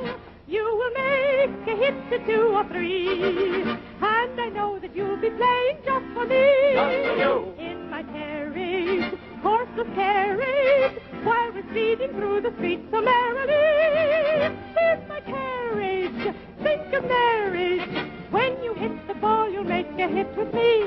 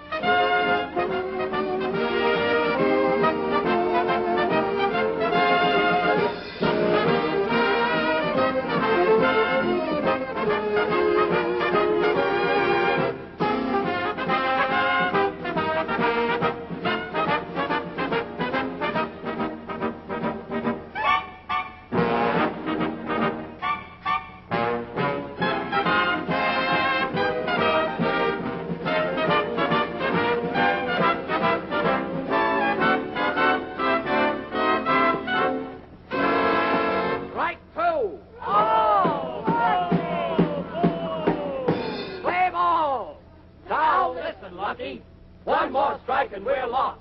Think, man, think. Think of the team. Think of Tenderville. Think of the honor of your profession. I'm thinking.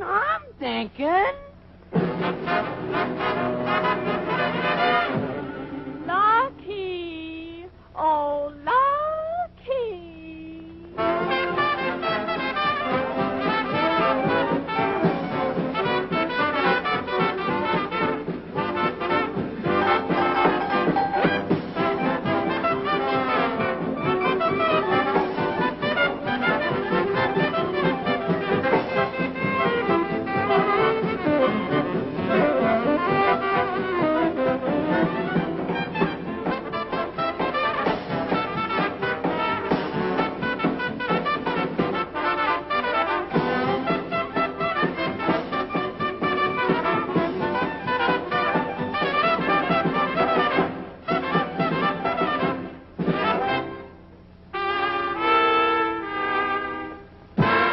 Strike three, you're out.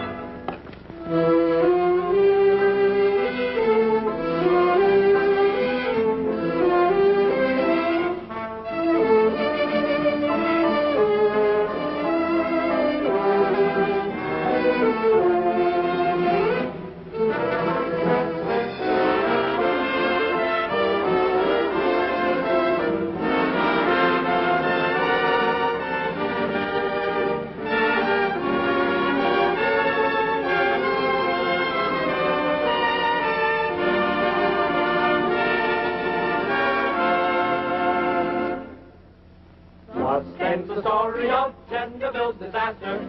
But Lucky's wounded pride certain to heal. Though the game is over, all they for Casanova, Lucky will always be Lucky, my dear.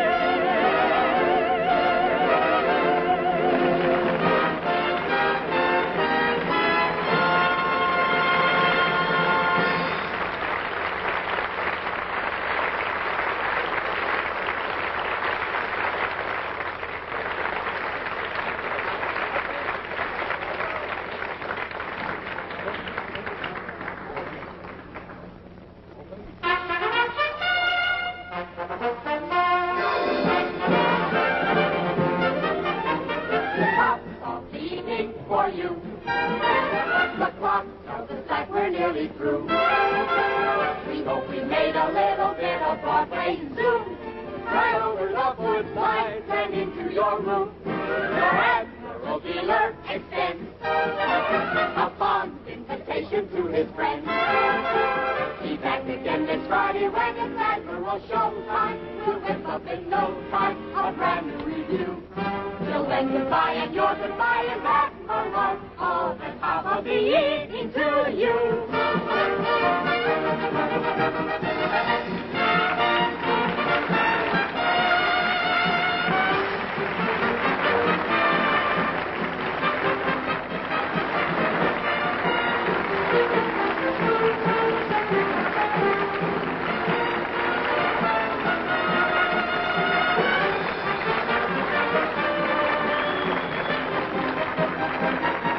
Be with us again, same time, same channel next Friday night, when your Admiral dealer, the man to see for dual-temp refrigerators, electric ranges, radios, record players, and magic mirror television, brings you another star-studded Admiral Broadway review.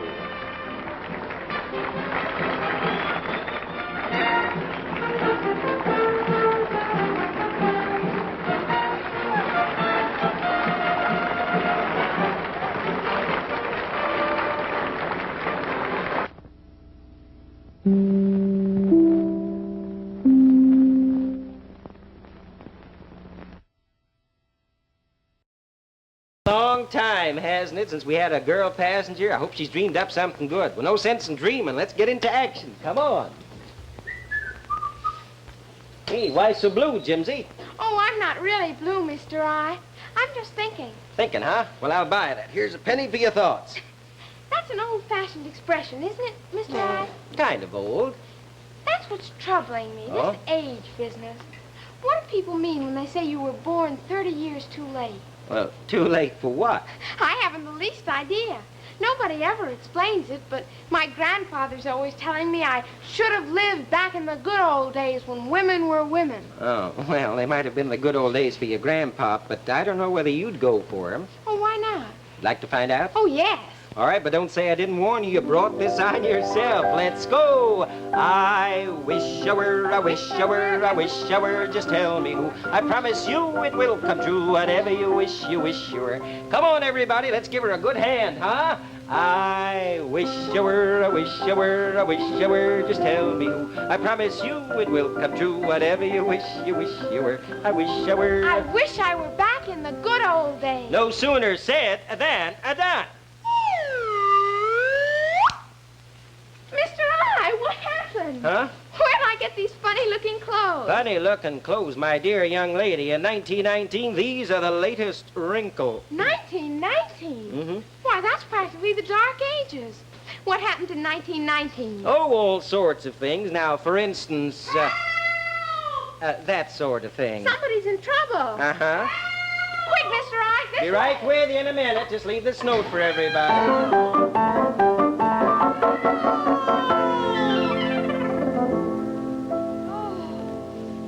Goodness, Mr. I, she's chained to a tree. Sure is. It's all right. We'll save you. Saved? But, my dear, I don't want to be saved. I want to be photographed.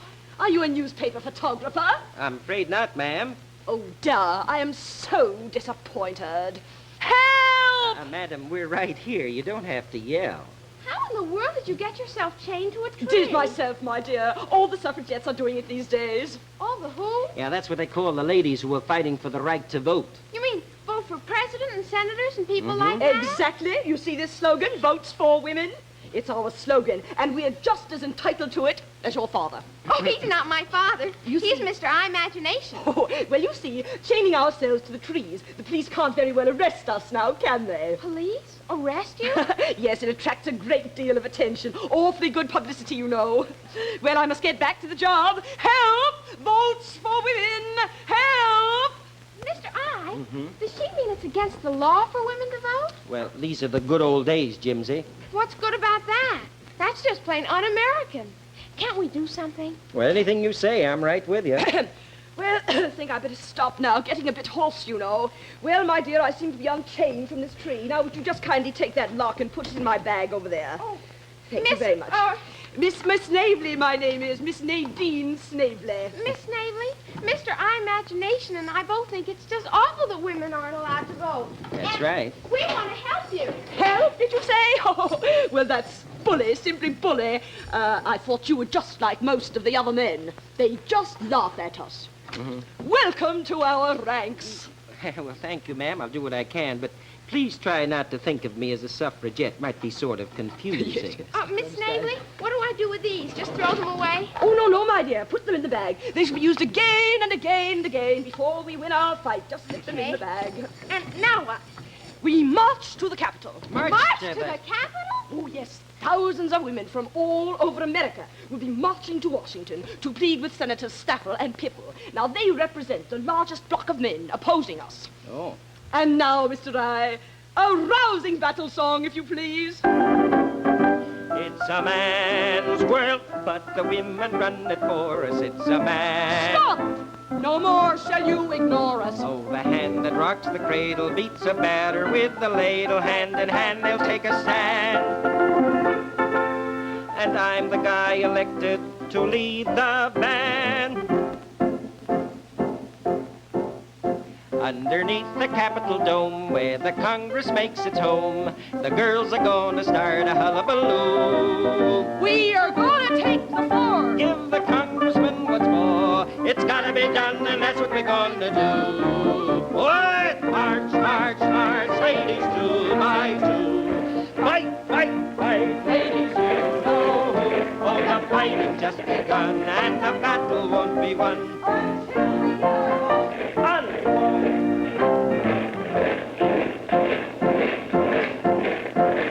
There's Washington, D.C. We are marching there to see what's to be done. Gotta be done. Soldiers in their petticoats, fighting bravely for their votes. Gotta be done. Begun to march. March, march, march, ladies, 2 by 2. Fight, fight, fight.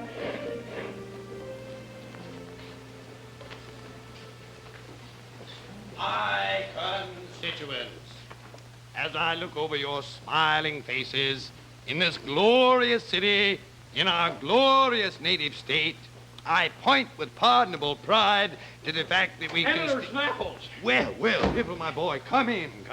Just brushing up on my re-election speech. You want to hear it? My constituents. Not now, Senator, not now. Looks like we're in for some trouble. Hey, there are 10,000 women outside on the Capitol lawn demanding the right to vote. They've marched here from all over the country, Senator. Well, a lot of good will do them. All they'll get out of it will be 20,000 sore feet. Here, my boy, have a cigar. This is no time to relax with a cigar, Senator. Things look bad. How much longer can we hold out? Come in. Senator Snaffle's office? Yes, it is. Come in. Well, Gentlemen. Welcome to Washington. Charming little family group, eh, Piffle? My constituents, allow me to present the second senator from our glorious state, Senator Piffle. Senator, I'm afraid we're not your constituents. You're not? No, I'm from New York. I'm from Rhode Island. And I'm from Imagination Town. Oh, Imagination Town, yes. Where's that? Never heard of it. Probably some little whistle stop. Oh, well, no matter. Nevertheless, we're all citizens of this glorious country. I don't feel very much like a citizen if I'm not allowed to vote. What, madam? What? I said, oh, dear, I'm just too tired to explain. You tell him, Jimsy, dear. Give him the flowers. Senator Snaffle, Senator Piffle, accept these jonquils with our compliments. Thank you, my child, thank you. Yes, it's very kind indeed. What are they for? Sir, the jonquil is the official flower of the women's suffrage party. Suffrage? Is that why you're here? Yes, gentlemen, these ladies have come here to... Just one moment, sir.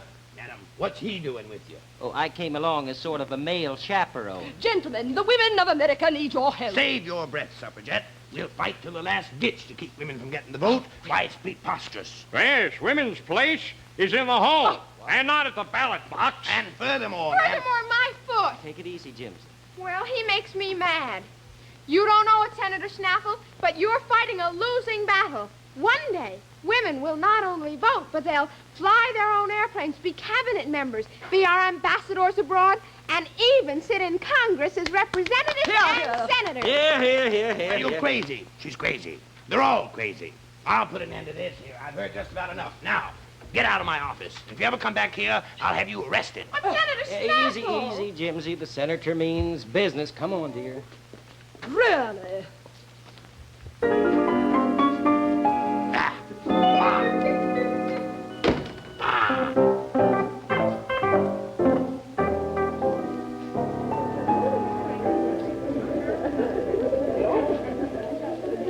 Oh, it's no use, girls. They wouldn't even listen to us. I guess the only thing for us to do is to chain ourselves to the trees and... Miss Snavely. Just a moment, girls. Psst. Yes, what is it? Splendid.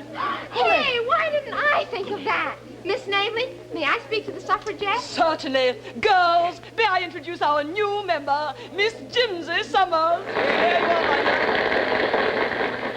Women of America, throw those chains away. They're a sign of the bondage we're trying to break. What we need is a campaign against men, against husbands, brothers, fathers, and grandfathers. We must meet fire with fire, beat man's cunning with woman's intuition. How am I doing? Fine, keep going. Every woman in America must help. I'll get on a nationwide hookup and tell them over the radio. No radio in 1919. Oh. Well, then I'll tell you and you spread the word. We'll wrap this up in cellophane. No cellophane either. No? Well, then we'll zip this case closed so fast it'll leave them dizzy. zippers. Goodness, I don't don't see how people lived in 1919. Good old days, Jimsy. Anyway, here's our campaign to fix the men. From now on, no cooking, no laundry, no sewing, and no housework. Don't even talk to them. Give them the deep freeze treatment. The what? No deep freeze. Uh-uh. What I mean, ladies, is give the men the silent treatment. That's what my mother does to Daddy, and it never fails. Oh, you game girls. Will you do it? March, march, ladies, to march. Fight, fight, fight, ladies, you know.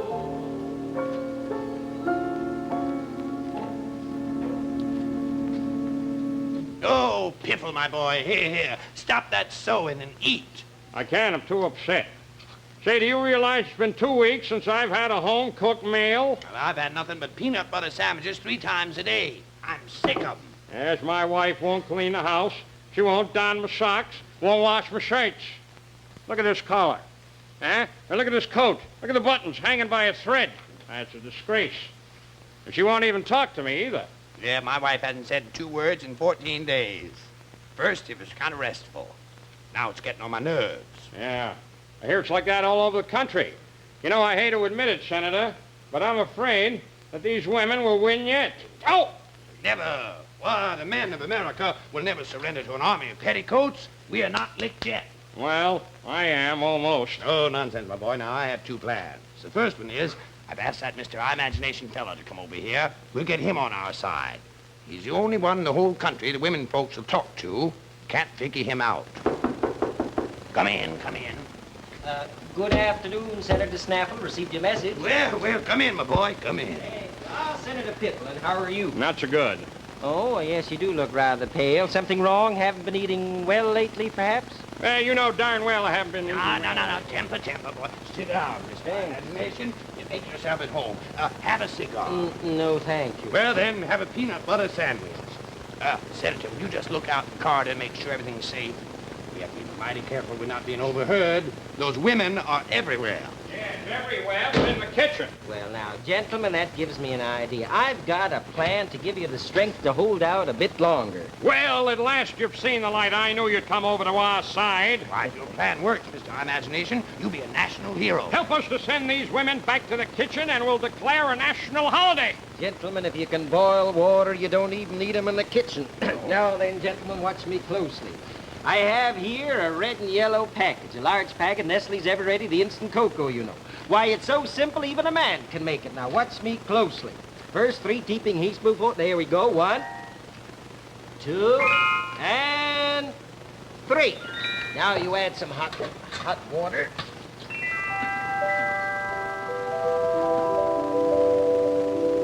Aha!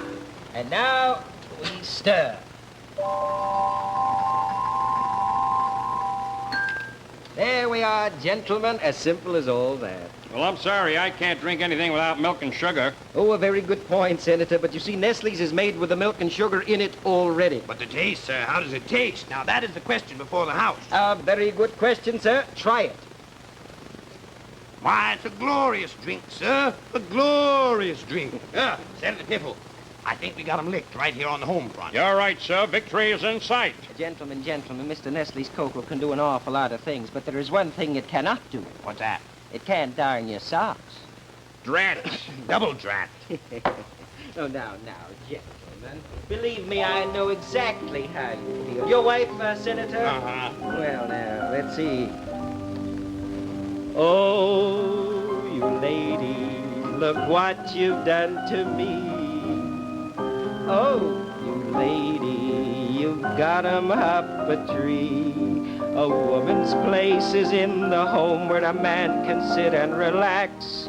You should stay home and never roam. You've turned to a battle axe. I've got, though, something about you. Can't do without you. What are we gonna do now, Baloo?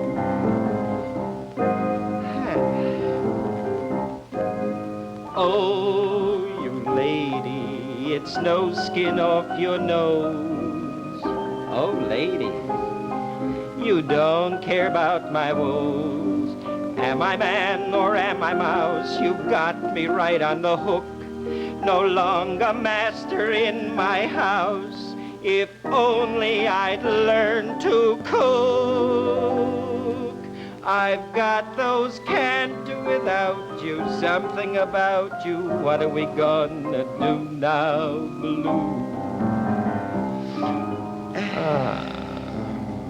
Those are our sentiments exactly, sir. That means then that you will help us shoo these women folk back to the kitchen. No, gentlemen, this is different. I'm afraid I can't help you. You mean you won't? Huh? Say, what kind of a man are you anyway? Well, call me a man of the future, sort of a 1950 kind of man. Why, what are you talking about, sir? Why, that's years ahead. Why, this is only 1919. Gentlemen, it is later than you think. Why, without closing my eyes, I can see the day when women will have the same rights as men.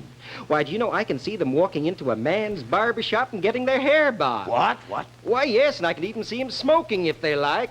Women smoking? And bobbed hair. Why, that's disgraceful. Sir, you don't know what you're talking about. I'm afraid, gentlemen, you don't know. I want to know what you're talking about. It's no use, Snaffles. He's as loony as the women. Yes, I guess you're right. Get out of my office. We'll have no more of this crazy talk here. Very well, gentlemen, but I warned you.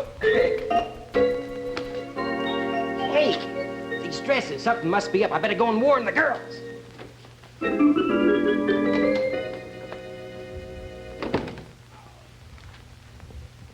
Huh? Biffle, those 10,000 women are holding a secret meeting today in Rock Creek Park, and you and I are going to crash the gate. Well, how? A man can't get within a mile of the place. How? Glad you asked me that. That's my second plan.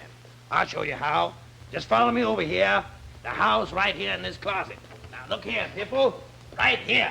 Here's how. Women's clothes? Yes, borrowed them from a wife for us. For us? Oh, no, not for me. Yes, here. Put this on. But, Senator... Now, don't argue. You know the way those women are always changing their minds every 2 minutes? Yeah? Well, you and I are going to talk to them today, and we're going to change their minds for good. But how?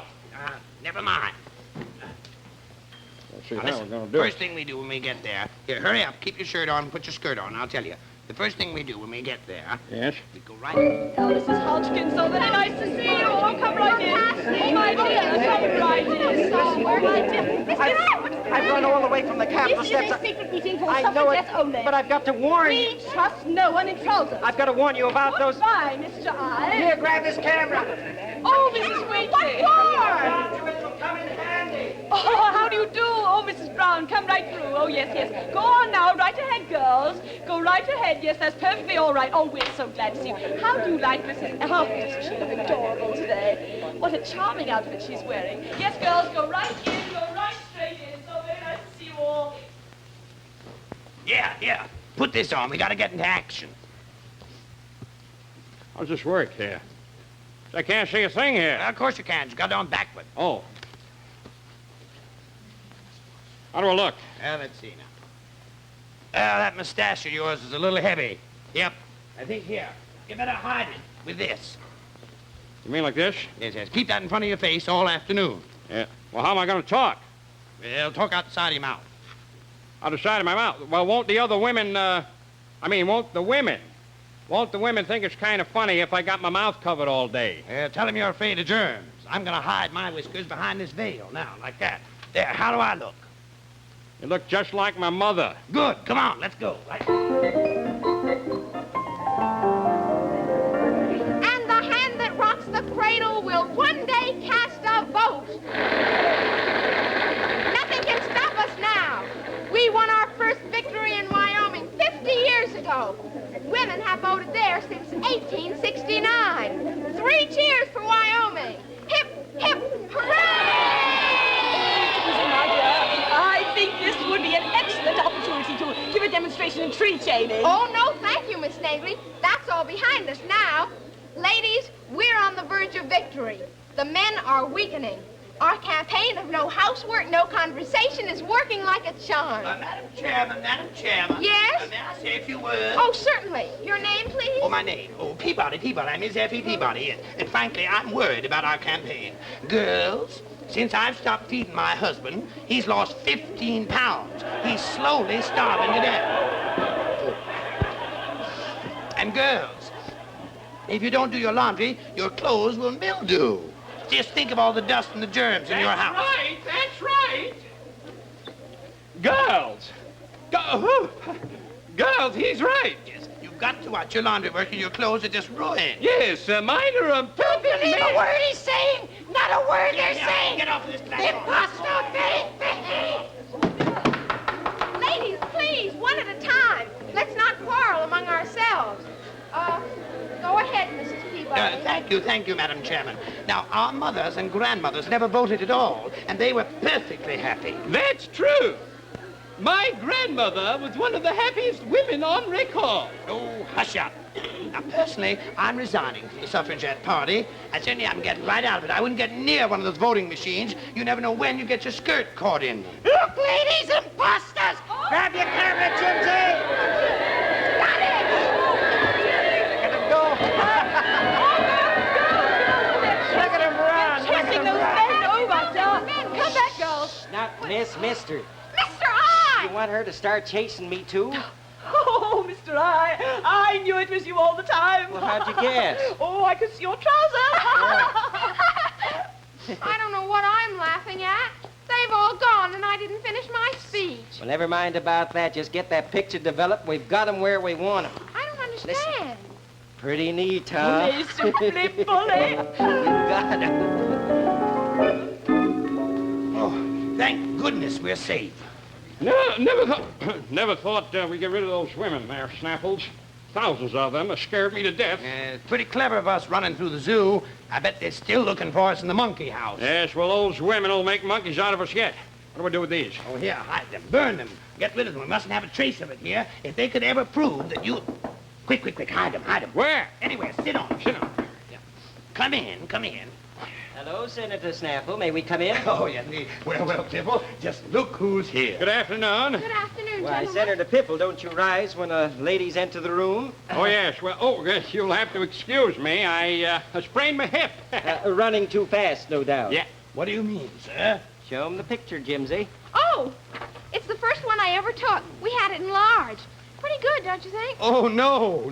Don't you like it? Well, yes, it's quite a curiosity piece, Piffle. It might be fun to keep. Yes, what are you going to do with it? Send it to all the newspapers. Oh, no. That would make us look ridiculous. Well, now, gentlemen, let's face facts. You have been rather Yes, I guess I see your point. We have been a little old-fashioned, haven't we? Piffle, we'll have to admit it. We're licked. You can't stop progress. Woman's place is in the House. Senator. Of Representatives. Oh, bully. Well, might as well go and tell the committee, eh? Well, ladies, that 19th Amendment is practically a law. Oh, victory at last. I must go and tell the girls.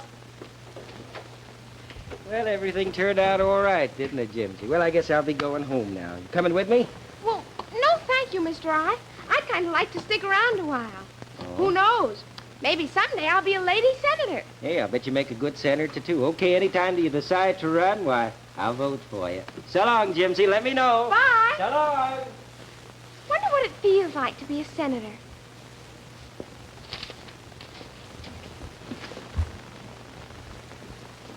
But do you suppose all senators have to smoke cigars? I hope not. Hey, I wonder how old Senator Snaffle would handle Mr. Nestle's chocolate campaign. Let me see now.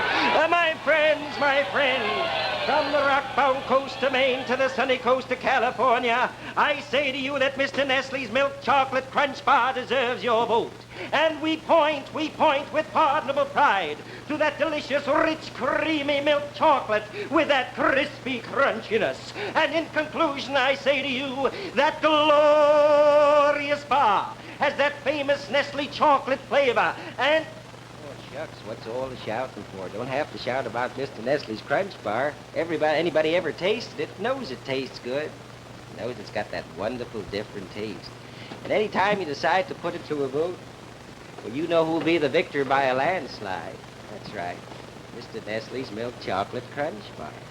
Both the regular size and the economy size, they both win hands down. You know something? I think our campaign slogan says about all there is to say about Mr. Nestle's Crunch Bar.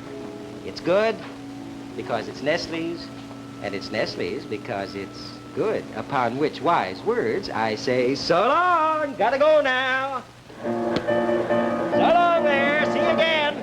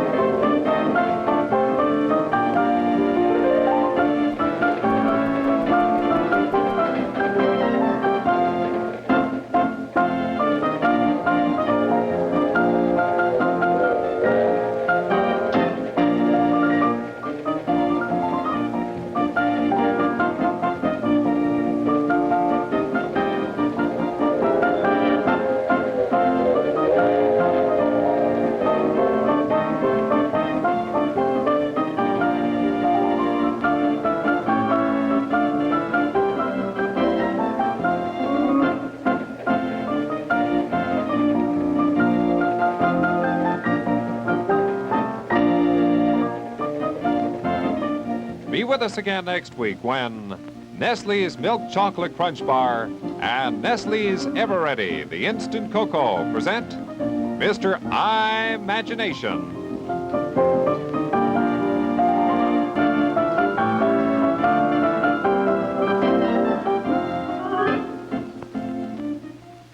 This is CBS, the Columbia Broadcasting System. Your Dumont television dealer presents The Maury Amsterdam Show with Maury Amsterdam, Art Carney, Jacqueline Suzanne, Johnny Guarnieri, his piano and his orchestra, and our special guests, Vic Damone and Mary Ray and Naldi. You'll see this ad in magazines and newspapers. It tells about the Dumont Colony teleset. But really, to appreciate the true quality of a Dumont, go to your nearest Dumont television dealer and look at his selection of Dumont. Compare. Compare picture size, brilliance, clarity. Compare tone quality. Compare cabinet design.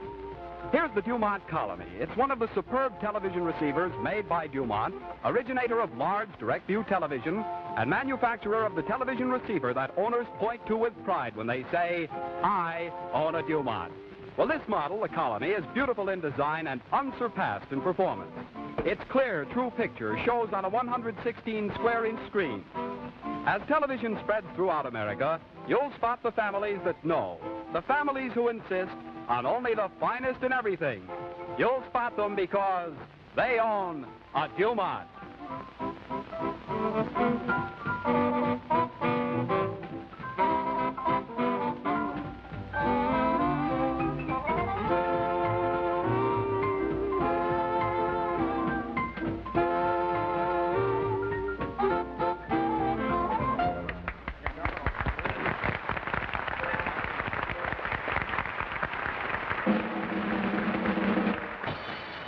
Ladies and gentlemen, now we present the young man you've all been waiting to meet, that young gag man about town, your host for tonight, Maury Amsterdam.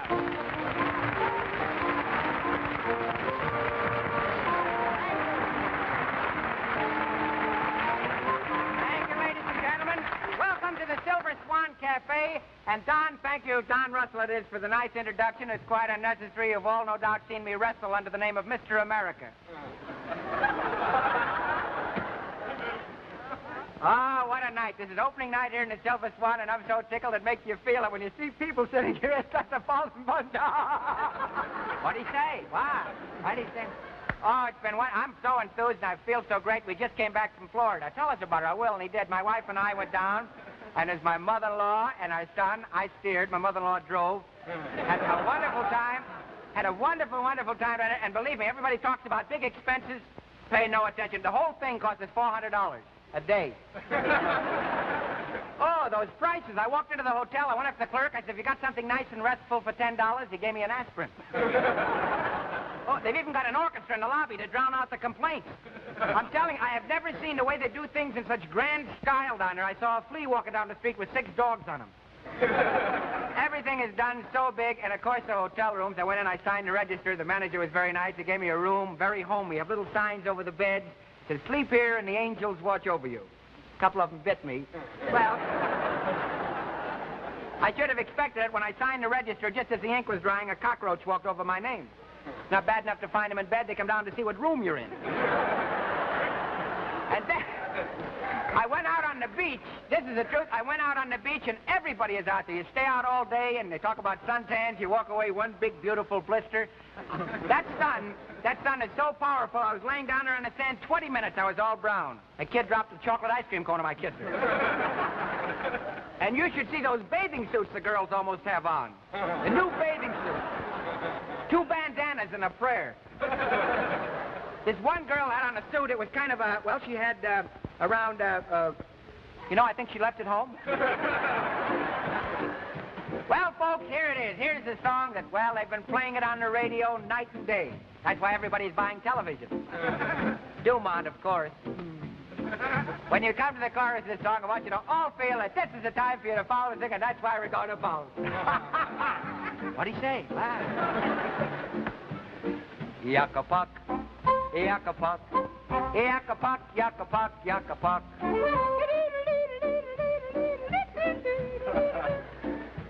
Gee, Dad, he dances, too.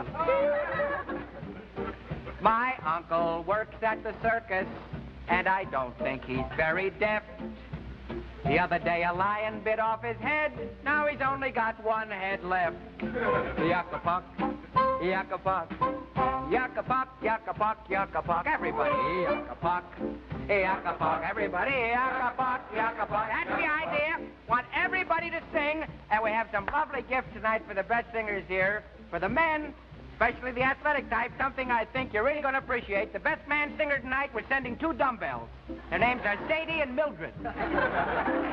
Oh, and what a prize for the women. Girls, you'll love this. A little something made special by one of America's most famous dressmakers. It's a new kind of a, it's a dress that's made out of chicken feathers.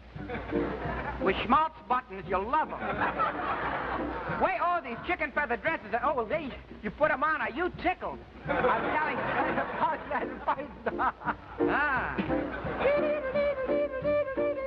I took my girl to a party. We played hide and seek. All of a sudden, the lights went out. My case comes up next week. Yucca-puck, yucca-puck, yucca-puck, yucca-puck, yucca-puck. Everybody, yucca-puck, yucca-puck, yucca-puck, yucca-puck, yucca. Doctor, I'm so nervous. This is my first operation. I know just how you feel. You're my first patient. Yucca.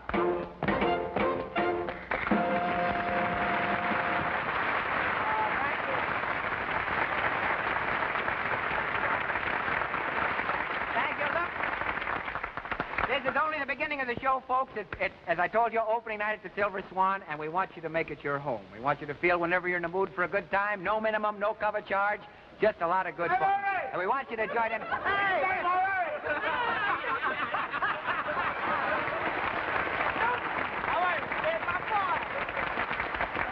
Ladies and gentlemen, this is Newton, our best waiter. How do you like it? Newton and I have been pals for years. Is that right? That's right. As a matter of fact, we're kind of distantly related. You see, Newton's mother and my mother are mothers. Hey, you look real sharp. Well, you're looking real sharp, too, kid. But I'm telling you, every day you get to look more like Gabby Hayes. Well, thank you. Gabby Hayes. Newton, you didn't tell me what's new, Newton. Nothing. Nothing, huh? How'd you brother Nathan, Newton? I don't know. He's narrating. He's narrating. Gee, you look so swell, I can't get over it. You look like, oh, I love this outfit. This is what you like this? Beautiful. Well, I'm telling you, somebody must have dipped this dippy in cement. Oh, I think you look great. And you're so happy tonight. Why should I be happy? You know what happened? I don't know. What happened this afternoon? Yes? A girl collected on her old age pension. Your girl collected on her old age pension? That's right. Ah, come on, Newton. She can't be that old. I don't know. She got awful big wrinkles under her eyes. So what? A lot of women got wrinkles under the eyes. All the way down to the ankles?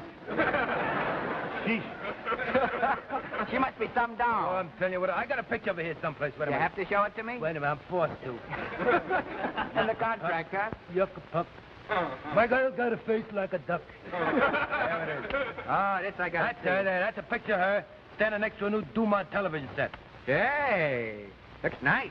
Yeah. Very nice, yeah. Boy, get that shape, huh? Va-va-va-boom. Yeah, very nice shape. Yeah. Nice shape. And your girl? Now, on the television set. Looks nice. How do you like that mahogany finish, too, huh? Yeah, on the television set. No, my girl. Hey, that's a very unusual shawl she's wearing. I like the way it hangs down around her shoulders. Shawl? Yeah. That's no shawl, that's her ears. Wow. Ears. Those are really ears. Yeah, well, you ought to see how she swims, boy. Yeah? No hands. Jolly, look, put the picture of your girl away. I want you to do something special. This is our opening night here at the Silver Swan. You got something very talented boy, Newton. You mean something like a few imitations to give it a lift, like I say in the trade? Then give us a zoot. Sure. I love that mustache. It has a very powerful side. You guys, when it comes down to the fun. Yeah. What'd he say? What are you going to do to boost the show along? How about some imitations? Oh, not those stale bird imitations you used to do. Oh, Dickens, no. Dickens, no. Those were silly, I think. That's right. Ridic. Positive. What do you got? What kind of imitations you going to regale the folks with tonight? Trees. Imitations of trees? That's right. Oh, you're beginning to branch out, huh? You get that? Branch out, trees? You know, sometimes you get very frantic. Get this first one, are you listening? Tree imitation. All right. All right, I'm ready. Go ahead. Where's my clean? Where's my clean? Wait a minute. What kind of a tree is that? That's a weeping willow. Here's the next one. Get this one. Listen closely. Go ahead. All right, I know. Catnip. No. Pussy willow. Here's another one that comes very These quick. are great. You know that, don't you? Yeah. Yeah. Don't let me I leave. think you got nothing here. Thank you. Don't let me leave until I go and do my specialty now, will you? I wouldn't All dare. right. This is a female tree calling to its mate. Wait a minute. You mean there's such a thing as boy and girl trees? Nobody never tell you about the birds and bees? Sure, I know all about the birds and the bees. Well, the trees are in on that racket, too, you know. This is a female tree calling to its mate. Let's... Female Tom McCann. Tom McCann. Wait a minute. What do you mean a female tree calling to its mate, Tom McCann? What is that? That's a shoe tree. Oh, come on. That's Newton, our waiter, folks.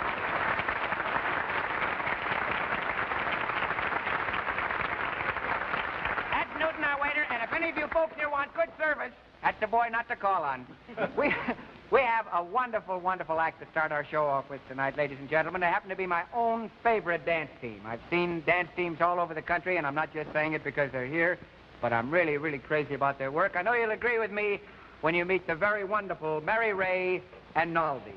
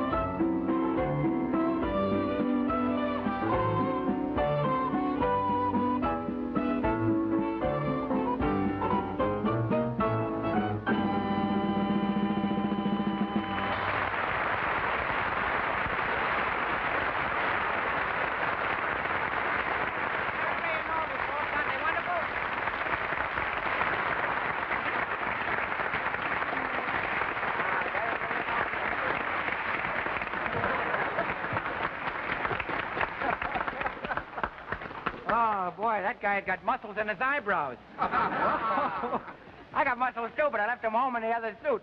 You know, ladies and gentlemen, I want to tell you a little something. We have a very, very nice young gentleman that I want you to meet.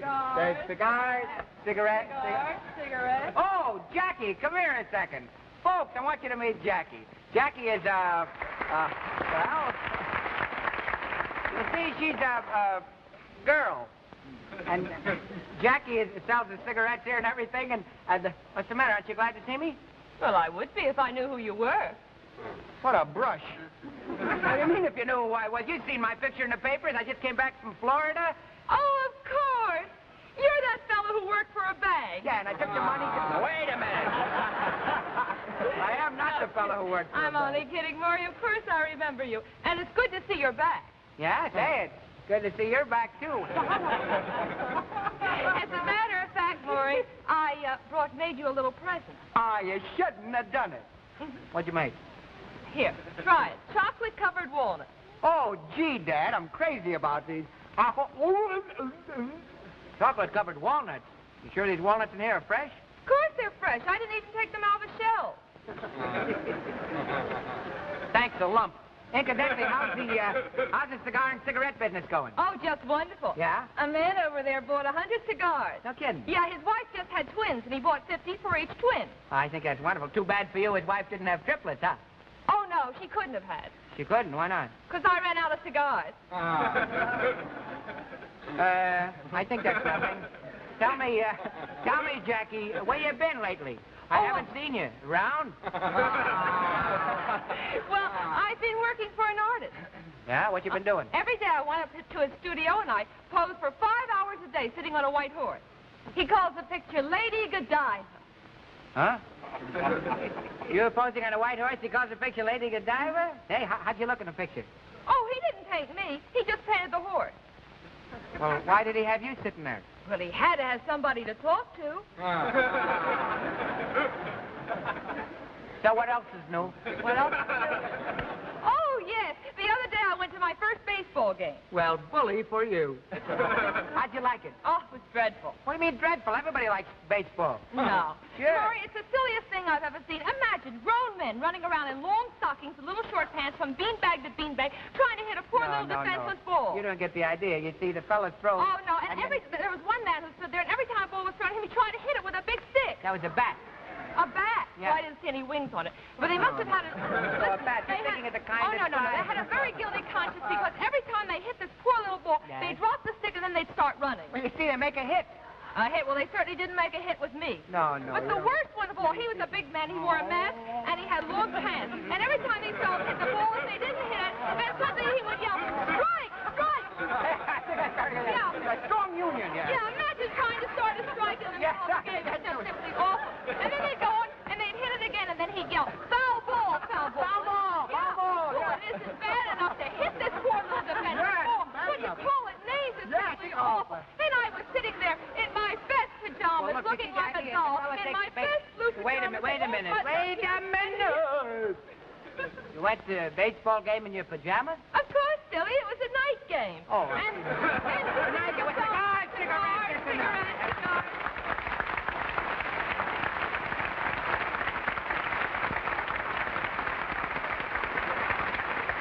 Oh, that Jackie there's the girl's got brains she hasn't even used yet. Some doll. The other day she followed a street sprinkler down the street for 4 blocks to tell a man his wagon was leaking. I have a very dear friend of mine sitting over here. Came in especially for our grand opening of the Silver Swan Cafe. He's a fellow I've practically watched grow up in the entertainment business. We've been pals for a long time. At present, he is the star of the Pet Milk Show on the Coast to Coast Network. He also makes phonograph records, and they're right up there among the top sellers, and deservedly so, because he's not only a wonderful artist, and I mean this sincerely, one of the nicest guys I know. Ladies and gentlemen, my pal, Vic Damone.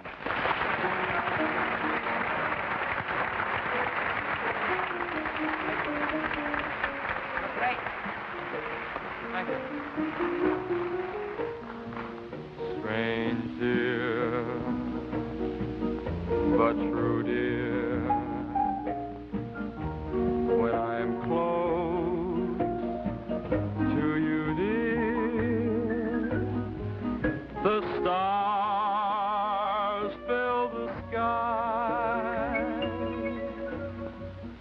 So in love with you am I. Even without you,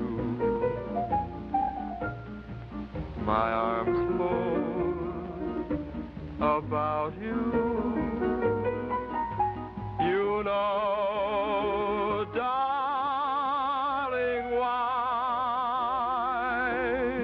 so in love with you am I. In love with a night mysterious, the night when you first were there. In love with my joy delirious, when I knew that you could care. So taunt me and hurt me, deceive me, desert me. I'm yours till I die. So in love, so in love, so in love with you, my love, am I.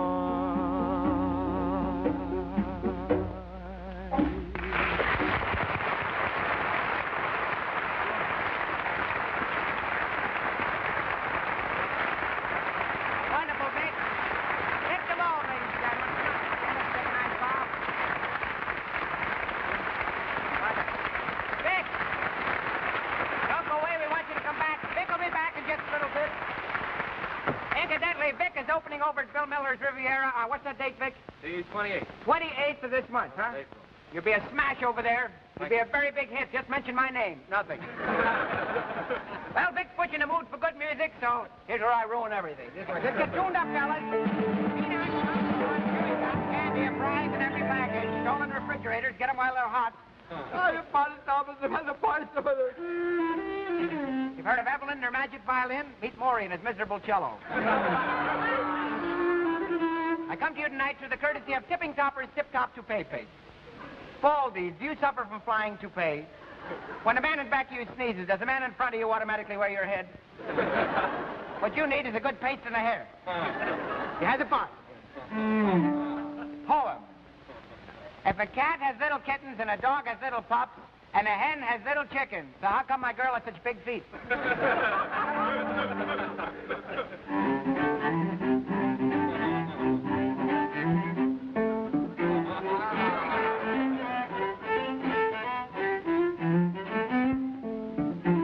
Any other number you'd like. Give up? And now for the music lovers, little something I decomposed myself.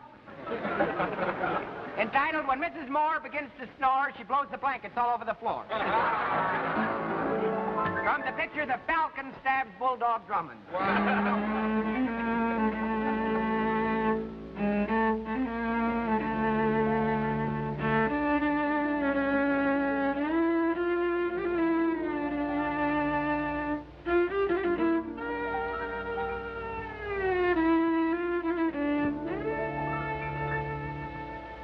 Wonder whatever happened to Rubinoff.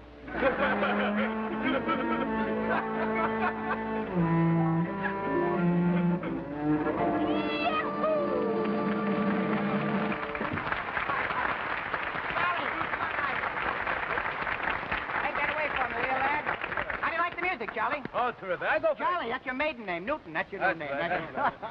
Charlie, you like the classical music? I like it. I like it. Oh, good. What do you think about the old masters? You like their I work? Them. Yeah, I like them. I'm pretty deep. You are, huh? Tell me something.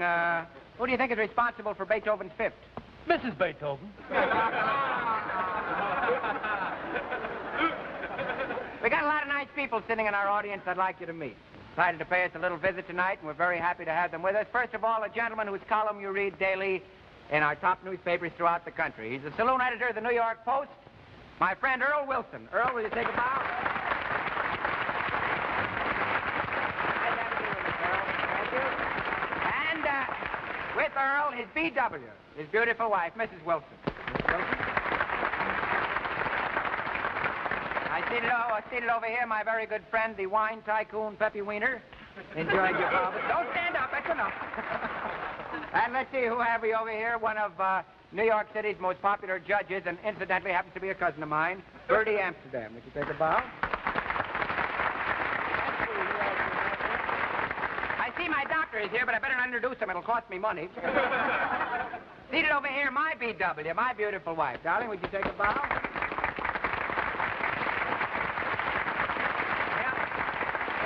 Tell you, when we first got married, she started to cook for me, you know, out of a cookbook, and I walked in one day, and I started turning the pages, and all of a sudden she got so mad. She says, there, you went and lost my place, now I don't know what I'm cooking.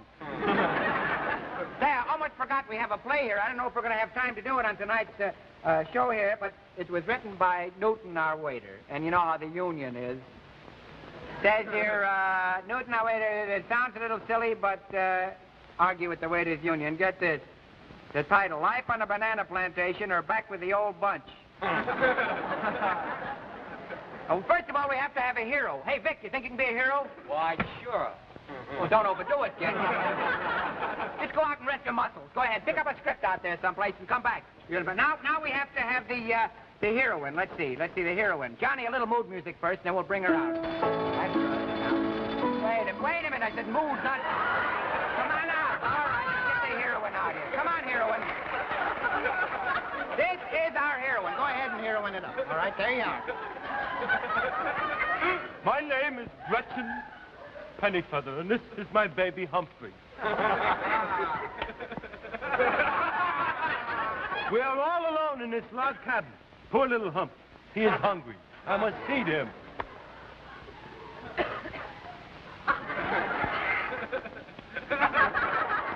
Powdered milk.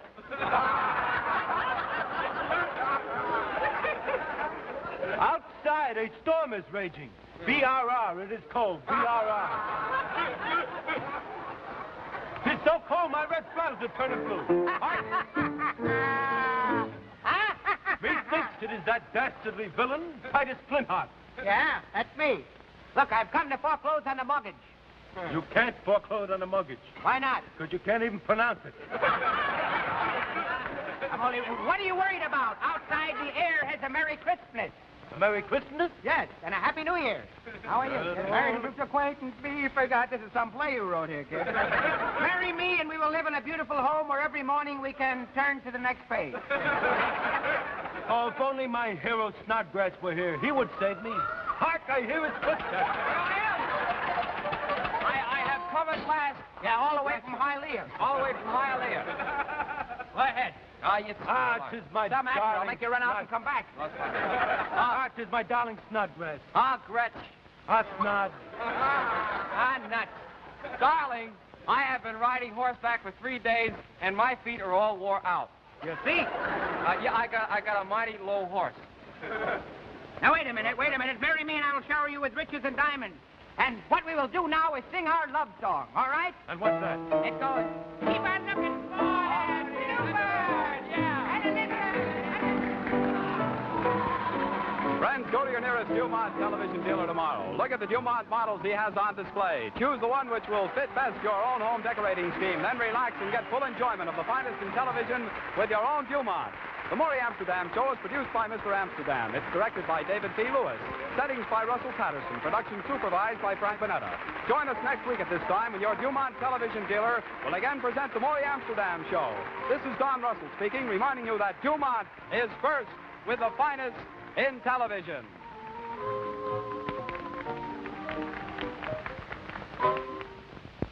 This is the Dumont Television Network.